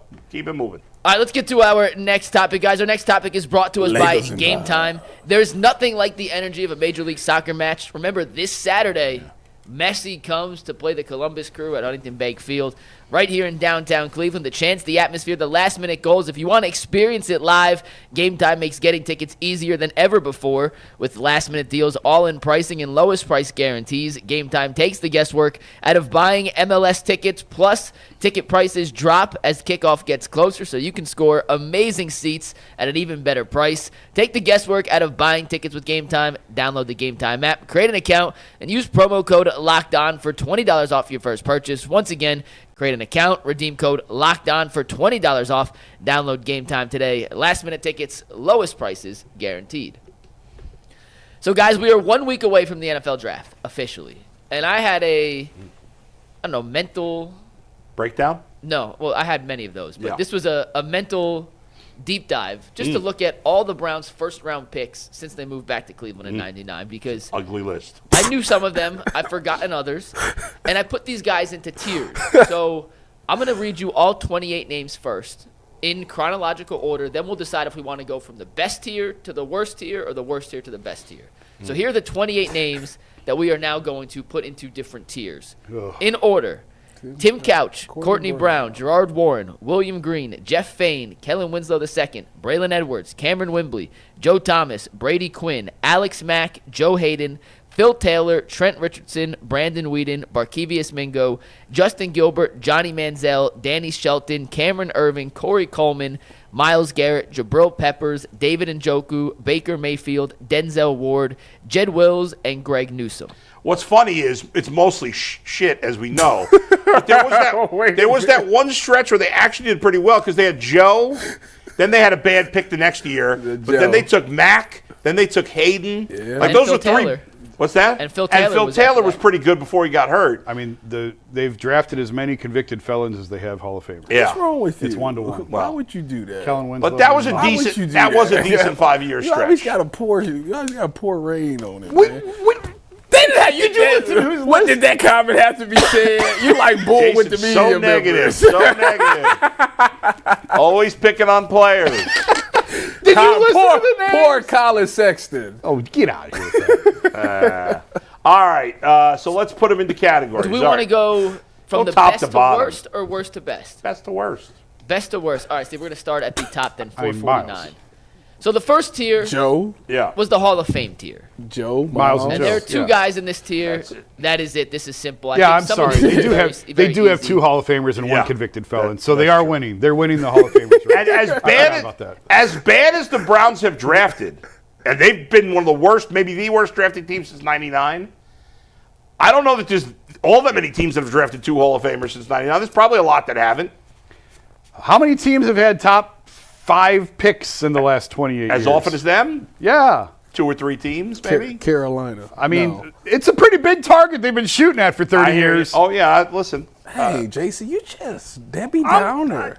He's saying how rare it is to draft Hall of Famers. Boy, Jason's negative. Yeah, it is. So he's picking on people. By the way, and as great as Myles Garrett is, he was the wrong pick because they should have taken Mahomes. Why do you have to say that? Though? Like, Is that not true? Go to the next I mean, tier. in hindsight, man. yes, Go to of the course. next tier. Although at the time, That's doing just radio like at the what he time, just said. I never once, as far as I can remember, of said they course should not. have drafted Patrick That's just like the Mahomes. Cavs should have taken Giannis, but it all been fired Right. the next day if they took Giannis. Whoa. All right, so the next tier, below Hall of Fame, is and by the way, Yeah. these are my opinion Yeah. on tiers. I didn't use because player X made a Pro Bowl, he's All right, a we Pro got Bowler. it. We got it. So I went in all pro caliber players.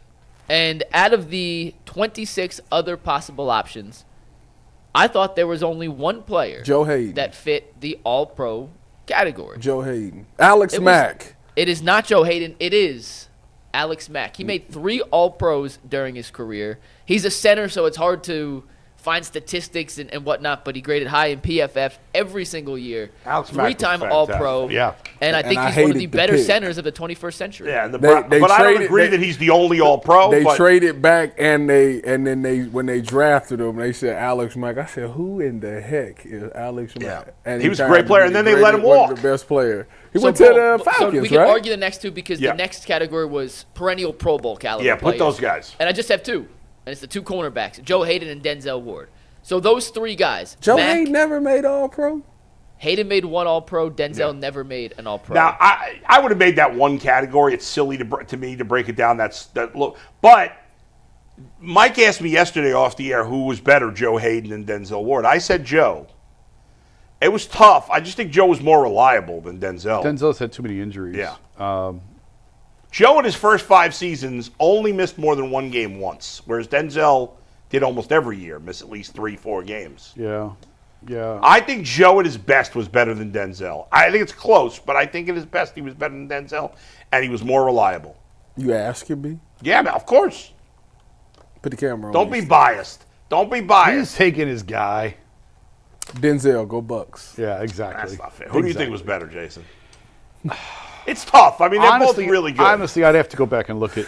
Joe Hayden. I don't remember. Joe Hayden, we talk about some great seasons. Remember, was you here today? I was talking about all the greatest corner seasons, Champ, Nnamdi, Reeves. Yeah. Mm-hmm. Joe actually had a season where his was up there, like really good. I can't remember what year it was, but Joe had a season. Probably the year he was All-Pro. Where he was, it probably is, where he shut down a lot of top guys too.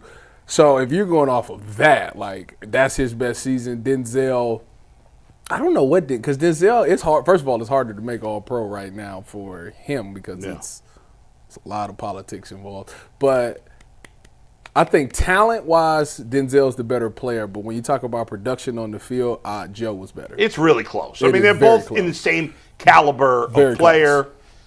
Joe was also, this is maybe not fair to factor it in, Joe was a good leader. He was a great representative of Cleveland. He loved Cleveland. He used to go to Cavs games and wear the Verjao wig. He's still at Cavs games. He still goes to Cavs games. Jason. He's still that was every time the Browns let him walk, or they cut him. They cut him. Fans were devastated because he was such a popular player. It was the 2 worst decisions they made that year. They cut me and then they cut him. I'm saying cutting you is worse. I have to admit, at the time, I thought Joe Hayden was starting to really tail off. But he picked it back up again with Pittsburgh. I mean, when he went to Pittsburgh allowed him to play off. With G-Dub wanted to press and all those things. Right. And he was going to cover 2, and Joe wasn't. He was a man-to-man guy. So Joe went to Pittsburgh, started to play off. I talked to him about it. Yeah. It really slowed the game down for him. It allowed him to play a couple more years at a high level. I love Joe. He used to come on with Dustin and I all the time. He was such a likable guy. Joe was. But not only did he wear the wig, he was in full jersey. Yeah, he was into it. He was in like basketball shorts and a jersey, sitting courtside. He come to Indians games too. Yeah, I mean, he was all about Cleveland sports. He was a great representative of the city. Speaking of jerseys, I just got my Darius Garland jersey. Nice. Yeah. I'm gonna wear it. I'm gonna wear it eventually. Probably next week. You wear it with an undershirt, or you just go? Well, right now I'm not in the best shape because I haven't lifted in 3 weeks, so my body's kind of like showing that. Damn. Yeah, I had the wrist injury, so I couldn't do upper body stuff. Too much, Jason, before we go on to the next one, we can ignore that comment. Jason, Mack, Ward. By the way, Hayden. when you say we should ignore that comment by Bull, you bring more attention to it instead of just moving on. Well, I tried to move on. You brought it back up, and I just let Tyvis laugh like a little girl for a second. So, Jason, would you put those 3 in the same tier, or do you have any issue with me separating Mack one step higher than those 2? It was close. I went back and forth on that a lot. I'd probably put him in the same tier because I think Mack was great when he was here, but then he went on to have, you know what I mean? Like, are you dividing? There's probably not many people that would have this. Yeah. But like Mitchell Schwartz was good when he was here, and then he was excellent. Like he's better after. Yeah, sure. So Mack was very good when he was here, but he wasn't here all that long, and then he went on in Atlanta. Yeah. So for that reason, I guess I'd probably lump them together, but whatever, it doesn't matter. I'd put them all in the same category. Okay. Yeah. I'll defer to you guys as you covered them all. I only know Denzel. They were all very good players Yes. and certainly very good picks. Fair enough. All right, the next category was legitimate starters. Not necessarily great players, but guys who you drafted in the first round who turned out to be guys who started for your team for quite a while. I thought there was 4 guys in this list. David Njoku, Kellen Winslow, Braylon Edwards, and Baker Mayfield. Okay, so think about this for a minute. The Browns have had how many first-round picks since 99? 28. Bring up that list again. What, this one? These are your 6 through 9 best first-round picks. Now, if we're just talking about their time, well, either way, Baker is the best player in that group, whether it's just their time in Cleveland or beyond. Right? I'm trying to think of people outside of this. I mean, Braylon and Winslow really only had one really good year each. Yeah. But they were legitimate starters though. Yeah. They were bad picks. I wouldn't say that. Winslow at the time, I thought right, at the time, of course. And same thing with Braylon coming out. But he was overall a disappointment. I don't know, maybe I'm misremembering a little bit. He had one great year here. I think it was that with Derek 2007 Anderson. where he had 1,100 yards and 5 touchdowns. I guess when Derek Anderson was thrown to him, I think. It was the 07 2007, season. right? Yep, 07. Yeah, that was Derek Anderson, yeah. I mean, his second best year with the well, first of all, he only played for the Browns for what, 5 years? I'm considering this is kind of their career bowl. Okay, like as a guy you drafted in the first round, turned out to be Braylon Edwards' second best year of his career yardage wise is 904 yards. He had 7 touchdowns that year. With us, you said 5. You said 5 touchdowns for Winslow. For Winslow, correct. Okay, correct. So Braylon Edwards had the great year in 2007 also. The 16 touchdowns. That was it. He had the magnificent year. Outside of that, he had 1 year with the Jets in 2010 where he had 53 catches on 101 targets for 904 yards and 7 touchdowns. He really did nothing else the rest of his career. 53 catches on 101 targets. Yeah, terrible. Yep. Not a good season. You know how bad that is? It's one of the lowest. Man. It's one of the lowest catch per target ratios in NFL history. He had 23 touchdowns those 2 years, 17 touchdowns the rest of his career. So, I mean, it's a bad pick. There's no debating that. So you would drop him down to the next I'd probably category drop then. him down. Yeah. All right, the next category is starters, but could definitely upgrade. And you know what, Bo? Actually, upon reading this next list, I think you're probably right. I mean, you could put Winslow in that. I think Baker and Njoku, to me, are the only ones in that category that you had initially. So you would drop Winslow and Edwards to this next category. Yeah. The category I had was starters, but could upgrade, which included Newsome, Peppers, Phil Taylor, Jeff Fain, and Gerard Warren, who, when you go back and look at his stats, was a disappointment for a top 3 pick, but was a consistent guy, and he started a lot of games. I think if Phil Taylor had stayed healthy, he would have been a solid. I mean, Phil Taylor was a good player. Yeah, he was. He was a good player here, good solid player. Not a superstar, but a good solid player. And then he got hurt, and it sabotaged his career. I see him every game day. Man, that is a large human being. You can't miss. Oh, you can't miss. I remember him coming in studio with us for the first time with Bull and Fox, and I was like, my God. He's gigantic. You ain't gonna miss. He is a monster. If he was healthy, I do think he's up. He just had Yeah. that one season and couldn't stay healthy, so I couldn't put him in a higher category. No, I hear you. Nothing against Phil. Phil Taylor was a good, solid player. That was in the Browns' scheme of picks. He was one of their better first-round picks. I mean, so really 7 of the 28 were legitimate starters. I'll say 8. If you include Phil Taylor, it's 8. So you're moving Taylor. I don't think you can move him up. I think he's right where he needs to be. I think he's the 8th best first-round pick, and the last one that I would say, it was a decent pick. All right, you ready for the next category? Oh boy, now it's getting ugly. Yeah. Maybe it would have worked in a different situation. Okay. Guys that did not pan out for the Browns, but maybe they showed something. Okay, I like that one of these category. guys I'm curious if you agree with. Tim Couch, Courtney Definitely. Brown, Cameron Wimble, you had a great rookie season and never panned out. Danny Shelton and Jed Wills. No. Now, Jason, you were on the Jed Wills train. I went back and forth on where to place him. He did start a bunch of games. He was not good in a lot of those games. He had his ups and downs. I would actually put Jed in the category above that. In the starters? Yeah. No, not the one you just had. Starters, but could do starters, better. but could upgrade. Yeah. I actually agree. Jed doesn't belong in that.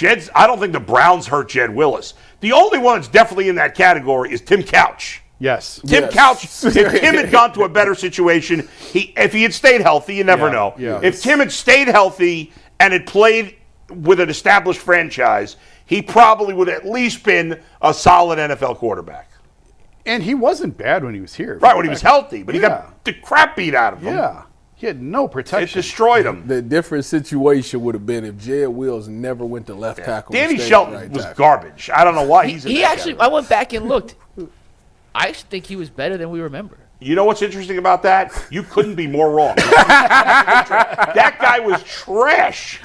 Once again, I was not. What are you dialed in. basing that on? Don't tell me a PFF grade. No, I went to Pro Football Reference. I checked the Yeah. stats. I then compared him to the PFF grades. He got terrible later in his career, but those first 3 years in Cleveland, he graded out pretty high. And the He numbers did nothing, man. Now That the guy- numbers may be telling a different story because I'm going off. I wasn't here. Yeah. I was in 2015 when he was drafted. I was a wee pup in college, so like You know what he was most known for here? being fat. Well, besides that, jumping on piles after the play was over. JOP. He was highly ranked at JOPs. All right, so we can drop Danny Shelton then. Yeah, he stinks. We have two more categories. We have swing and misses, and then what the heck were they doing? Yes, okay. So we have 9 guys in these 2 categories. Oh, my God. Had a hard I time think a lot of splitting those up guys between- in that last category should be in this kind Oh, of yeah. category.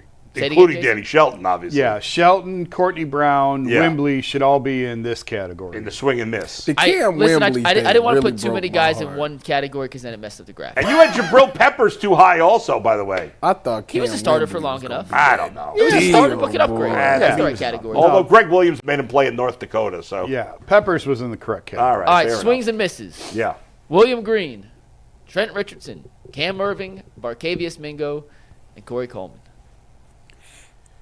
And remind you, there is a tier lower. So Green. I have Green was. Run, William, run. Yeah, Yeah. I'm probably getting too hung up on Run William Run. the numbers were not good. I feel like he wasn't terrible, but I don't remember. Richardson definitely swing and miss. Cam Yeah. Irving, yes. Mingo, yes. Coleman, yes. I almost feel like Corey Coleman should be in the what were you thinking category. He was such a bum. Where that was guy. he taken? 19th. See, that's too low to be. Yeah, but like That's he the had a bottom bad half. reputation already. I need to know who was after him. Like, There were some good wide receivers taken after him, weren't there? after him? Refresh my He memory. was 15th, sorry. I'll look up the 15th. in the We 2016 knew Barkevius Mingo was not going to be good. That was a bad draft, though, Yes, if that I was a remember bad draft. correctly. Yeah.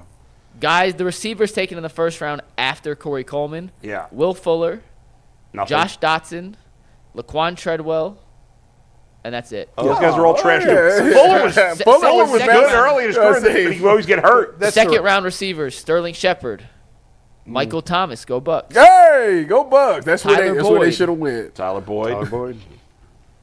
Braxton Miller, Go Bucks. Chris Moore, That's Pharaoh my Cooper. boy. DeMarcus Robinson. Wasn't Not a great receiver draft. No. No, so I Boyd think was solid, and whoever you mentioned before, he's- Michael Thomas. He's obviously. fine. If he was a top 10 pick, you can say, what were you thinking? All right. I can live with him just being in the swing or miss. William Green never had more than 890 yards in a season. He only broke 600 yards once in his Oh, yeah, he career was definitely and finished swing his and career miss. in 4 seasons All right. with Run, just over William, 2,000 Yeah, yards. I'm too hung up on Run William Run. He's probably in the right spot. He's definitely in the right spot. And the last category, the what the you know what were the Browns thinking? Two of these guys are from the same first They round. are from the same first round class. I had Quinn, Whedon, Gilbert, and Manziel. Quinn shouldn't be there Why not? Make the case for Brady Quinn. because he was free falling on the draft, and they went up to get him. Like, you could say it didn't work, but Right. he's At the not time, in the- it wasn't. He's not in the what were you thinking? No. I thought the fact they traded up for him made it even worse. No. Because of how bad he was as a pro. I agree with Jason. He was highly thought of at the time. Yeah. He should be in the swing and miss category. The other three are fine, even though I will admit that I liked the pick of Brandon Whedon at the time. You like that? I did. I don't know what Do I you was think thinking. Tyler Shook is just like him? Well, Tyler Shook's 3 years younger. When And the Wait, real average quick, hold on. quarterback. I got called Yeah. timeout. Yeah. Tyvis has said his name wrong every time today. Shuck. No one's called him out. Sorry, you're right. You're right, Thank Mike. you. I have some Tyler accountability on Shuck. the show. Pardon? You are correct, Wow, Mike. Tyler We Shook. have not picked on Tyvis like we Sorry. did you. You're right. Tyvis, it's Shuck. Like, think of that. That's how Mike remembers That's it. literally corn. what I have to Like do every time I corn. say his name. No. Mike remembers it by Like saying corn. the F word in his head. Shuck. But obviously Johnny Manziel and Gilbert those were definitely. I mean, that was insane that they made like the 2 worst picks you could possibly make in that draft. So to recap real quick, we had 28 overall picks here. Yeah. Thomas, Garrett, Mack, Hayden, Ward, Baker, and Njoku is 7. Yeah, Phil Taylor's probably 8, I think. So you want to go 7, and we'll split the difference on Phil Taylor. I mean, I don't know. 7.5 out of 28 first-round picks since '99 have turned into legitimate starters. That's a 25. That's terrible. 26% hit rate if you include You Phil can't Taylor. count Phil Taylor. I'm sorry. All right, we'll take Phil Taylor out. So it's so 7. That's 7 a to 28, that's a quarter. 25% hit rate Just in a the first round. just a quality starter. Yeah. Not all pro, you know. Yeah. They made 5 really good picks. The first 5 guys. Baker was okay, even though it didn't work here. And Njoku was an okay, especially because Njoku wasn't. What was he? He was at the bottom of the first round. Late first. So that he's been fine. Again, he's been fine. So 7 guys who have become legitimate. We could say good picks. Now let's go to the. And by the way, 2 of those 7 left here after their first contract. Yes. Baker and Mack, right? Or did Mack sign one extension here? I don't think he signed an I don't think extension. he did either. No. Let's look at the next group. These are not the total bust. These are guys that had careers, weren't complete misses. Yeah. Winslow, Braylon Edwards, Newsom, Peppers, Taylor, Jeff Fain, and you guys want to add Jed Wills to that category? Yeah. I think that's a good place for him. Anyone else? I mean, those guys are all not, just not They're good. NFL players. Yeah, they're NFL players. They're not really good starters. So that's 7 more. That's half. So We're it's up to half that we have determined that are like were serviceable NFL guys. at least serves, which means 14, half of the 28 they have drafted since Were total 1999 have been swing and misses. Again, I'm going to give I think we all would agree to give the caveat with Couch being unfair to him. Yes. Unfair to him. Yeah, for sure. Yeah. In different circumstances for different Because players. I think he should be in the category of NFL player. But I'm probably projecting some of that on just the amount of injuries that he's had. Yeah. All right. We good? You know what? I'm curious. I don't know if we know the answer. I'm just wondering, who drafted the top 7? Like GMs, you GM? mean? Yeah. Who was the GM when they came back in 99? Yeah. The GM when they came back in 99 was a guy from the 49ers. Dwight Clark, yeah. It was Dwight Clark and Carmen Policy. Well, but 99, they didn't draft most of those guys. The best players were not drafted then. So Joe was drafted by Phil Savage, I think, right? Right. Miles was obviously drafted by Dorsey. Baker drafted by Dorsey. Denzel was Dorsey. Was Mack drafted by Sashi? What year was 2009. I don't know who was here in 09. No, I don't. I wasn't Sashi. Browns GM in 09 was George. Coquinez. Yes. But he wasn't picking players. Was it Mangini? Who's the head coach? Yeah. 2009 season. The head coach was Mangini. So that's a Mangini pick. Mangini was Mack. Njoku was Dorsey. Wow. Yeah.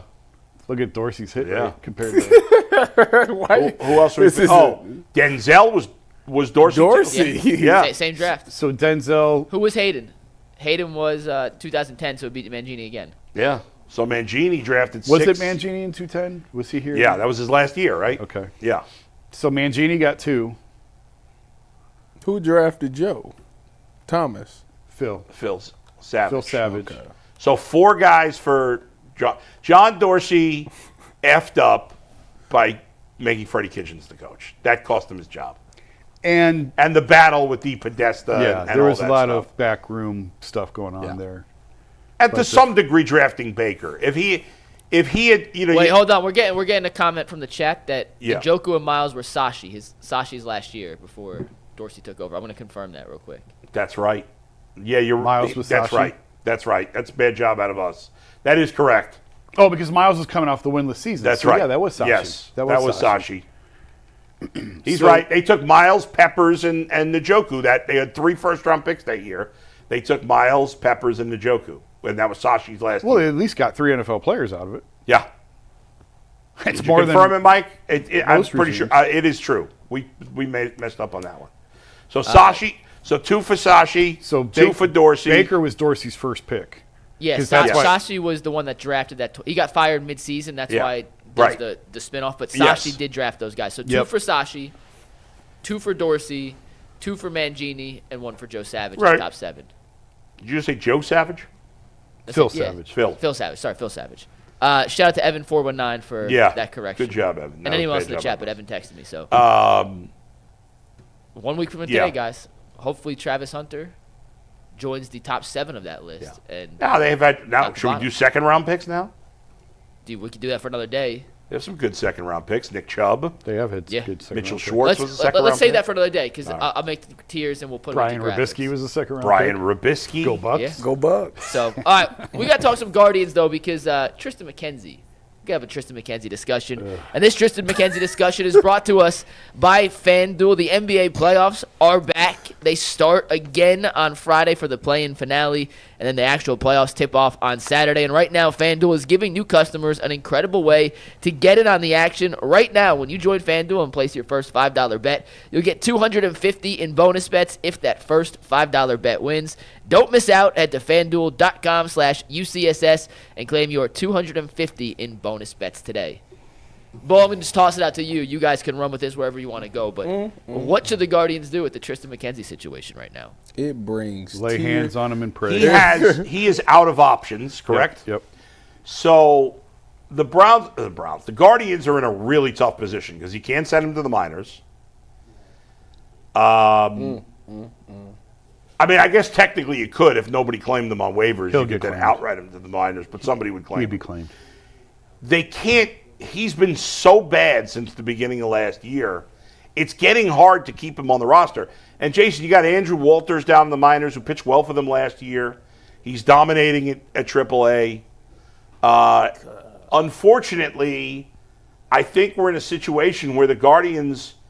I wouldn't do it just yet, but if Triston McKenzie can't turn it around in the next 2-3 weeks, you're going to have to trade him. And just, you're not going to get much, Yeah. but they're going to have to move on and trade him. I just, unless he somehow just starts pitching lights out in the next few weeks, What? by the time we get to May, they're going to have to move on from him, and you're going to have to give up him for nothing. First of all, it brings tears to my eyes Yeah. to see where this man is now. This is. He should have had Tommy John surgery. That I was gonna ask you, like, what?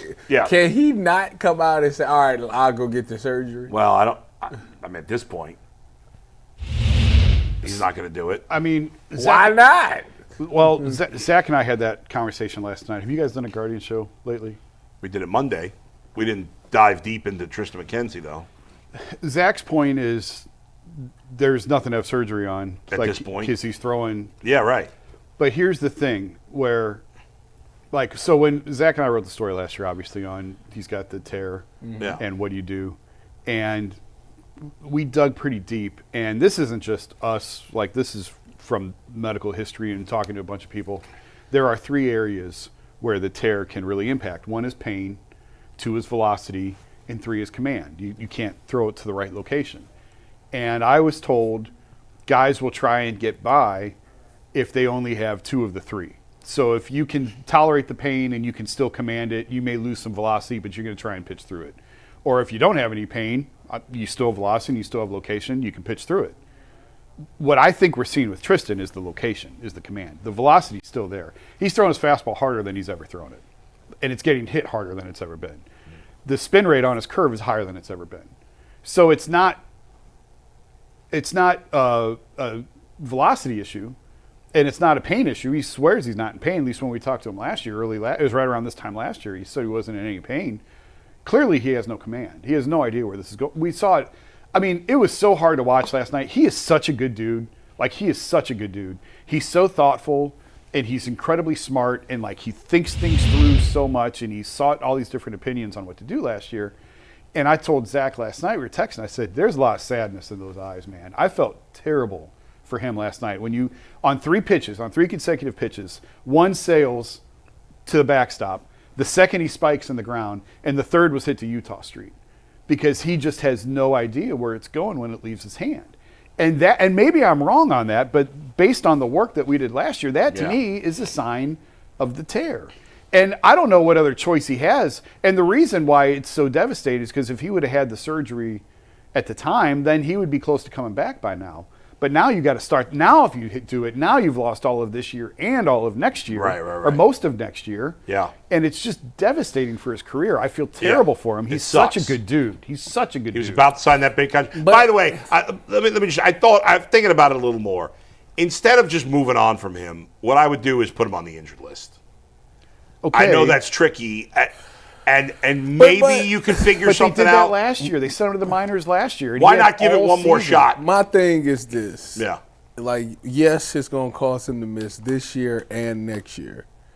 But if he comes back and he can find some type of success, he at least still be in the league. Yeah. The way he playing, about to be, we going to have him on the show. He going to be a fourth guest or a member that can come in every day and be an analyst on this show. Had he signed, had he gotten his money, I wonder, I don't know. Yeah. I wonder if he'd have had the surgery. If you had the money. More likely, probably. Probably more likely. Yeah. I'll go back to, it's the same thing with Baker. If Baker had the extension, would he have had the surgery? Right. But guys are playing for the next contract, and guys are playing for the money. Why are you rolling your eyes at me? You think I'm wrong? What about Baker? You're going around. No, because this is just like he should have got the surgery anyway. But when you're playing for your next contract, and you're playing for the contract, I get why guys. But you can't give people a reason to not pay you. Yeah, but don't guys think they're going to be able to play through it and do that? Yeah, you go out there and you try it, and when you say you can't, I'm not, because. The thing is this. It all comes down to when you sit down and negotiate, they're going to do this. Play. Yep. Right. Yep. You want me to pay you how much? Yep.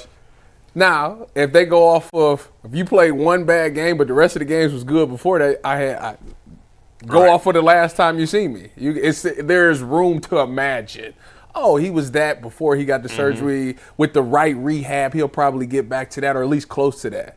To where if you look like that, I'm going to pay you. You think you want me to pay you? Yeah. No. So every time you should take the surgery and just try to figure it out that way. Especially with what we're talking about now. Everybody's having Tommy John. It's not that big of a deal. And it is, one thing I learned in doing this was surgery is like a last resort for a lot of guys. Nobody wants to get that. Because you do not want to start cutting on your body because it's just not the same. That's it. And I never, grasped that until I started getting into this, industry more. And to this day, my right hip, man, I can open to the left. If I open to the right, it's a little slow. But from an outsider's perspective who doesn't play, you think just have the surgery. Exactly. What's the big deal? Exactly. Yeah, but guys do not want to get. My wrists I can never flick my wrist all the way. This is as far as my wrists go for the rest of my life. Even something as simple as a knee scope, all the way to something like a reconstruction. Guys just don't want to have. They don't want to get cut, and I get it. Like when you sit down and think about it, because you just don't know how your body's going to respond. But we have so much evidence now. Are there some guys that come back worse from Tommy John? Yeah, there are. It's rare though. Most especially today, most guys are coming back better. Yeah. So he should get the surgery. There is no. At this point, he ain't got nothing to prove. He's going to do himself more of a disservice if he continues to play like this. He'll never get the money.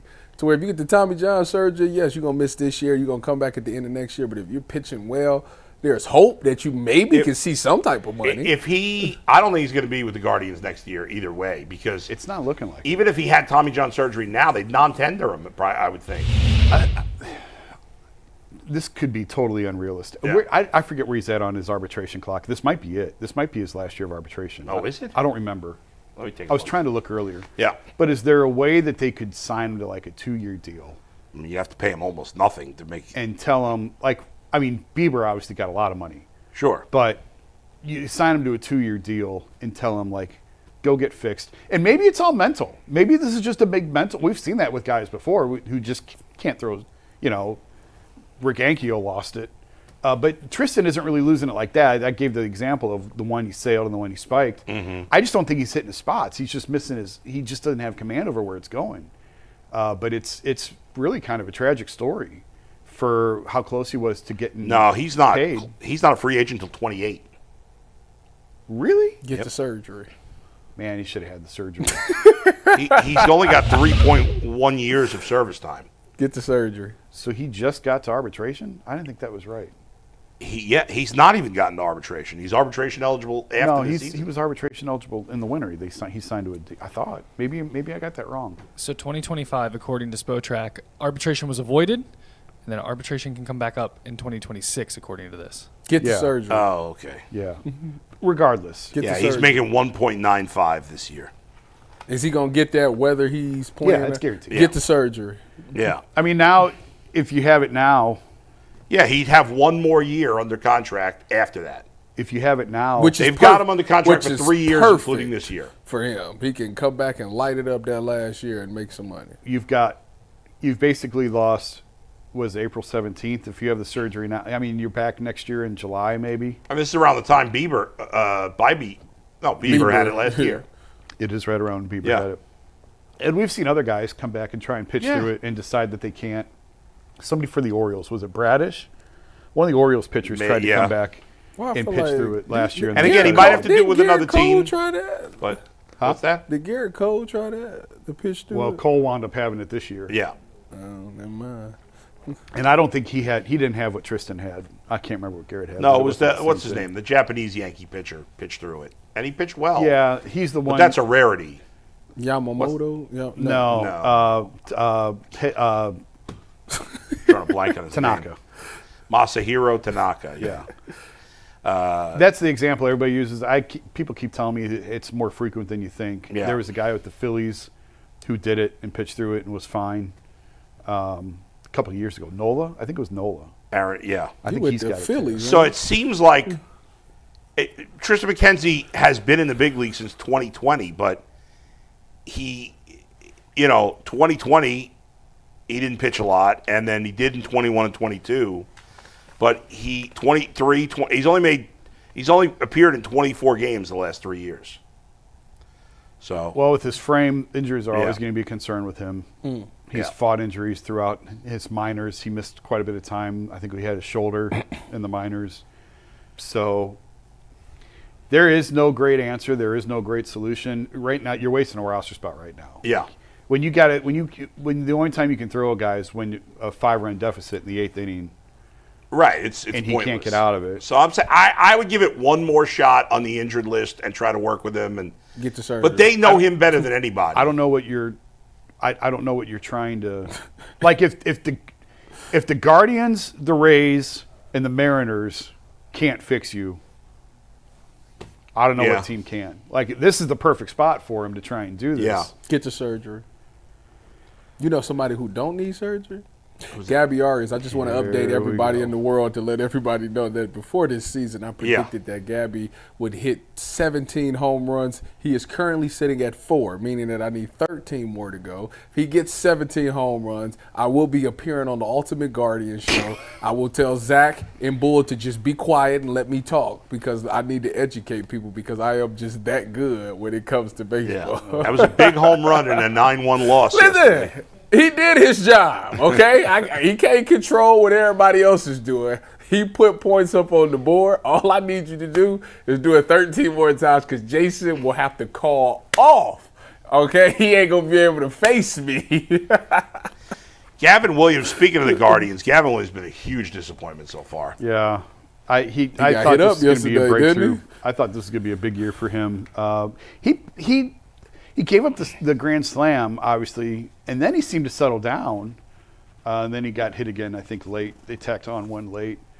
It's still early. It's April. I'm not going to rush conclusions. But what's he made? 3 starts? Yes. So 4, sorry. He's made 4? All right. But 2 of them were against the White Sox and Angels. Angels aren't terrible. They haven't been so far, but they will be. They always are. I hate admitting it. Actually, I was a big Arias fan for a while. You was. And then you jumped off the ship. Because you turned me off, and now every time you make one of these ridiculous predictions. It makes me smile every time. Arias might wind up being the shortstop after all. Well, Rocchio's been such a mess, and at some point, if Bazzana stays hot, at some point they're going to call him up. I think June is... It's just so frustrating. Like, baseball, I've been saying they just need to fix this. It's the only sport where there are benefits to leaving a guy in the minor leagues. not playing a guy. It just doesn't make sense. Yeah. That's counterproductive to the sport. I don't know how you fix it, especially in small markets. Well, they're always going to. Okay, I think there's an easy fix. And by the way, I don't think this is. I'm curious what your easy fix is, but I don't know that Bazzana. The dude was just drafted not even a year ago, so I don't know that we can say that's manipulation of contract. Like, fine, but there's a ton of other examples. There's been plenty of that. I think it's fair, okay, at this point to say no. But if he's got a 980 OPS in AA 3-4 weeks from now, well, then why don't you call him up at that point? I mean, at least get him into AAA. Yeah. Wasn't Kyle Manzardo like that, where he was just crushing it and they just kept delaying bringing him up? Yeah. Yeah. At the start of last year. How long do you got to do it for? Through the end of April, usually. Super 2 status, maybe. Here's the thing, Jason. Here's how you fix it. Now, don't get caught up in the exact amount of years. I'm just using these. I'd have to really study it to figure the right amount of years. But what I think baseball should do is, and the players probably wouldn't love this either, you'd have to figure out the right amount of years. And it would be different based on if you were drafted out of high school. Maybe it would be based on the age that you come into professional ball. But let's say, for example, it's 9 years if you're drafted out of high school and 7 years, or I'm sorry, 8 years if you're drafted out of college. Or 10 out of high school, 9 if you're a sophomore or less, and 8 if you're a junior or senior. Yeah. That's how long the organization gets to keep you. It's irrelevant if you're in the minors, the majors, they get you for those amount of years. After that, you're a free agent. But wouldn't they then they just target high school kids out of high school, right? Why? But a lot of college players are going to be better. They're closer to helping you, and they're more developed. Yeah, you're still going to have to put guys in the minors. Now, the only potential negative is that maybe you rush guys to the majors is a potential negative. But I'd rather have that negative than the negative of keeping good players in the minors. Do you think minor leagues will ever go away completely? No. I don't think it's unrealistic to think that they may just – because they don't make any money. That's true. Or maybe they just go to one level. One level. Yeah. I mean, because they've already gone – there used to be – essentially 6 levels, now there's 4. Yeah, and they're like the NBA. Well, actually, at one point there was even more than 6. The NBA obviously has been trying to make the G League sort of a minor league development. Right, yeah. With limited success. It's totally different. It's 15-man rosters compared to and it's not 40. really. I mean, college basketball, especially now with NIL, college basketball is clearly. Yeah, and they're trying to use the G League as like rehab assignments. Right, sure. But people look at it with such a stigma. No star is going to go down. Right, you know, Mike Trout could go on a rehab assignment. Shohei could go on a rehab assignment and think nothing of it. Right. You try and send LeBron to the G League and see how that works out. Right, exactly, yeah. So that it's different, I know, but yeah. I just think I think we're slowly maybe moving to a point of abolishing the minor leagues. It kind of sucks for these towns that have these teams. And for the player development, like I just wonder if we're just going to get to the point where there's no minor leagues. I don't know, but I do think if it doesn't matter what level you're at, then and you have a certain amount of control of a certain amount of years, and maybe there's even just maybe you hit arbitration even sooner, so that satisfies the players a little bit. You're not stuck making. Yeah, players aren't going to be happy with. Right. Although, I mean, they're tied to them for 6 years now. Once they get there, right? Is there an age limit on the G League and the NBA?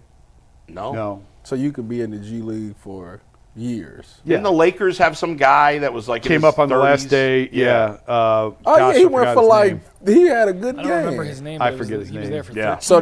So there's a scenario where Bronny could still be in the G League and Bryce gets drafted and goes to the G League and they play together or against each other. Isn't Bryce not even as good as Bronny? Is he an NBA player at all? He got the size, I believe. Yeah. There was a time where Bryce was supposed to be better than Bronny. Yeah, but not that long ago. He's not that. He didn't get that big, did he?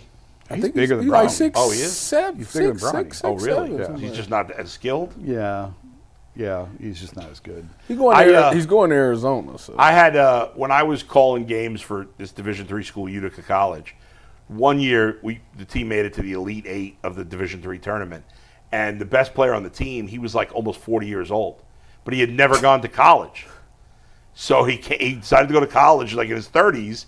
And for D3, he was a good athlete. Yeah. You know, he just wasn't that big. Tyler Shuck. But this was like he was almost 40, I think. He was in his 30s. It was so weird because like I'd interview the players, and usually it's like a Division III college kid is not a good talker, right? But this guy was an adult. Scott Bakula. Yeah, right. Exactly. Great movie. I forget his name in the movie. Blake. Paul Blake. Wow. So you enjoy interviewing him. How did you know that? I love that movie. It was a great movie. And I picture in my head the big like Hawaiian guy who was the center. Yep. I will protect you, Mr. Blake. Yep. And Featherstone was receiver. Right. Kathy Ireland. Jason Bateman was one of the players. Were y'all the ones telling me about the Chad Powers show? Oh, it's on Eastbound Hulu. and Down? Oh, yeah. It's on Hulu, right? Chad Powers. So I think that's different. I know you're talking. You remember that was on HBO. The Eli Manning dressed up as the guy. Oh yeah. And then they said they're making like an entire show. Oh, I don't know anything about that. So it is on Hulu. Baker did that too in Tampa. Dressed up as Baker somebody? dressed up as somebody, and with all the super fans, he was a super fan, and then he came in and started ripping. They did. He looked good. Like they really. I saw something similar to that once. Greg Maddux dressed up in like some crazy beard and stuff. Yeah.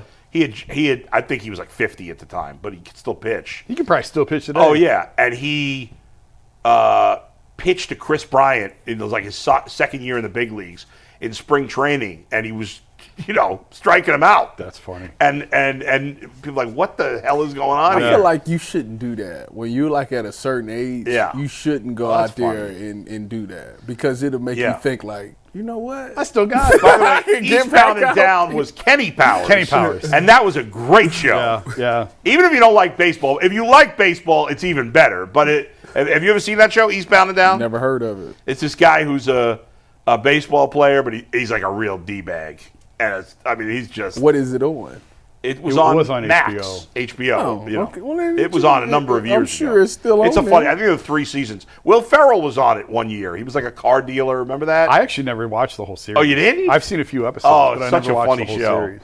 Well, one of the first, I believe, the first ever TV show not on a network was Arliss on HBO, which was about a sports agent. That was good. Yeah, With I can't remember that actor's name, but he was hilarious. Robert Schimmel. We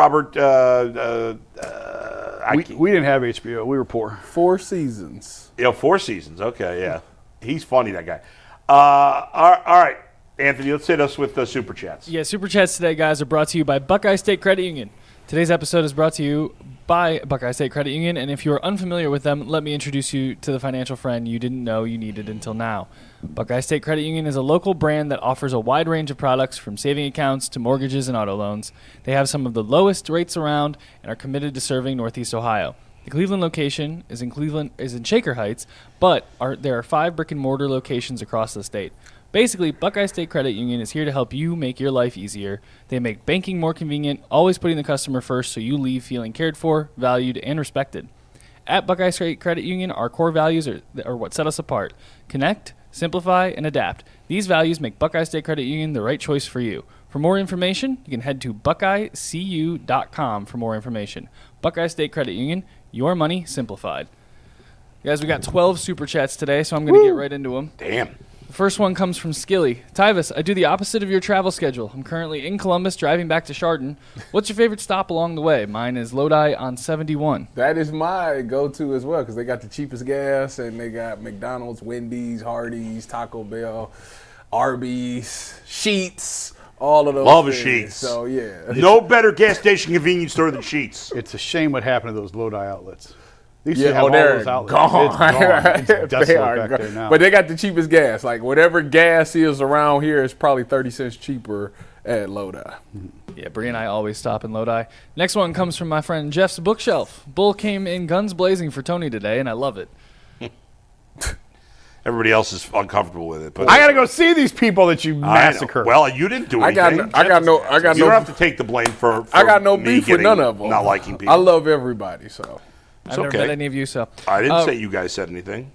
Our next one comes from Rahul Ganesh. Hi again, you're Indian fan, After the Deshaun Watson saga, I have learned that a baseline skill is required, but I want above-the-shoulders guy more. So for me, it's either Sanders or Shook. Don't pick fancy... Shuck! Sorry. Don't pick a fancy toy like Milroe.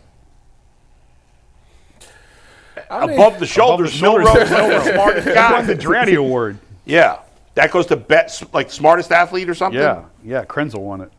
Yeah, that you guy. know what? You know what, though? You know a quarterback they said was one of the dumbest quarterbacks coming in, but also had a great career, or is having a great career? What's his name? This is very recent. This is about 2 years ago. Oh, yeah. What's the dumbass? Who was it? I forgot. His name is Coleridge Bernard Stroud IV. Oh, he was – really? I mean, they said he didn't do well on the Wonderlic test. Yeah, that's right. It was like a big deal. You met him. Did he sound like an idiot to you? He is not dumb. Okay, so then he's not dumb. Yeah, but they, according to Is the the test. Wonderlic – how good is the Wonderlic test? I don't know. I don't even remember They've what used I it for did. so long. Maybe it's – Isn't it out of 30? They aren't even doing it anymore, I don't think. they don't? I don't think. They did it last year. Oh, they did? I mean, 2 I thought years that ago. they had a different version now that they use. Maybe they switched it up this year.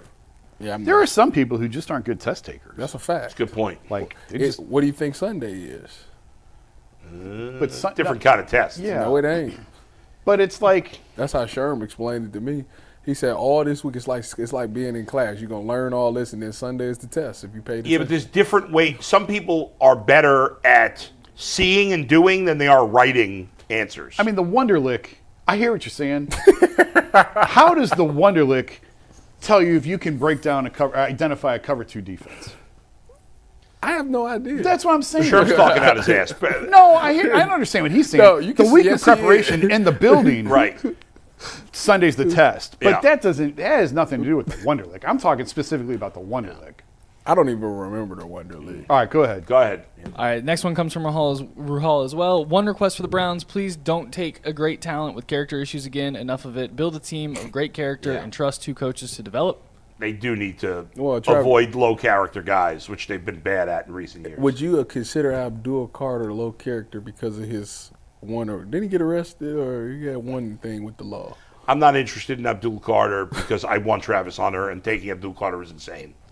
I don't You think know- it's insane. It's not You have insane. one guy that's great at 2 positions, one guy that's great at 1. I'm sorry. I think they should take Travis Hunter, but I don't think it's insane if they. I don't think they're going to take agree him, so to it doesn't disagree. matter. I told you just 4 names that if you take one of them 4 names, I'm good. Go ahead. Charles T says Lamar, Hurts, and Allen all came out with accuracy questions, even position questions. Took them all 2 years to put it together in between games. Milroe has the best deep ball and wheels. Hunter is a deep threat. It fits. Okay, we gotta be a little reasonable here.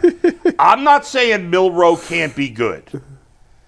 It's bad enough we're bringing up Hurts, who there's still, I think, some people questioning.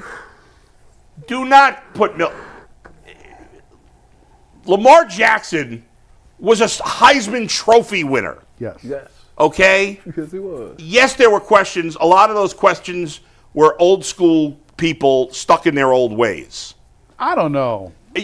Some of it. Yes, his accuracy was He not couldn't particularly throw good. coming out. Well, he could throw the deep ball. They could revamped. throw Well, the you deep- just described Jalen Milroe. Okay, Jalen Milroe was not close to productive as Lamar Jackson was in college. Not even his senior close. year. No, not his senior year. Yeah. Lamar Jackson Lamar wasn't put up Heisman. crazy But numbers. I mean, look at what Baltimore did when Lamar started playing. Yeah. All they did was run. I hear you. All I'm saying is, I'm not saying I've been on board. I want them to. I like the idea of taking Milroe. I do too. He has more questions Oh, yeah, than for any sure. of those guys did. I mean, Lamar went 32. If you take a Milroe 33, there ain't much difference there. We got a If point. you want to keep this going in Go, overtime, go, guys, go. we can, Yeah, but go. I got about 6 more of these to go All right, through. we'll shut up. Go. Go ahead. Pranov says Travis Hunter no matter what, hashtag draft day. Charles T chimed in again. was terrible. For everyone saying they can't wait 2 years for Milroe, all of them wish that the teams waited 2 years, or all the teams that waited 2 years for Lamar, Hurts, and Mahomes and Allen are winning. William Beck says, is Donovan a better player or leader? It's nebulous. Spider good. should be the absolute favorite to win the Stokes Teammate of the Year award. He's more deserving of that than cracking the top 5 in MVP. Halim Youssef said, Ken Carman gave Flacco a chance to say that he would mentor a young QB today, and he decided to talk about competition in the QB room and that you shouldn't put young QBs in too early. He's not going to mentor anyone. And that's okay. Like, He's going to lead by example. I don't know if that's necessarily big. I'm just saying, don't expect him to be Josh McCown, he's not. No, okay, that's fair. All right, and then the Salvatore 216, your moment of empathy for feeling bad about Colin Sexton was quite touching and made me realize you actually have a heart, Jason. See? Get that, Jason. I ain't the Tin Man. That is the moral of the story today. Jason has a heart. I felt bad for Colin Sexton and Triston McKenzie. And Tony Grossi. And Tony. But especially Colin and Tristan. I legitimately felt bad for Tristan. You know what I feel bad for? The fact when Gabriel hit that God. 17 home run. I wish I had to pee right now. You got to come in and face me. You put me in winnable positions where I have to root against Guardians. If I go 2 for 2, like, I'm sorry. Well, you did say Stephen Kwan was going to hit 400. You so did. You wouldn't be 2 for 2. And he didn't even hit 300. He didn't even hit 300. It is amazing that he didn't hit 300. He was hitting 300. But he didn't hit 300. He was hitting 400 at one point. He didn't hit 300. He did not hit 300. He finished 290 something. I said he would get to 400. No, you said he'd hit 400. Which is nobody will ever do in the history of the game. In the future. Thank you, Anthony, for throwing All right, we'll see you on overtime on the Ultimate Cleveland Sports Show.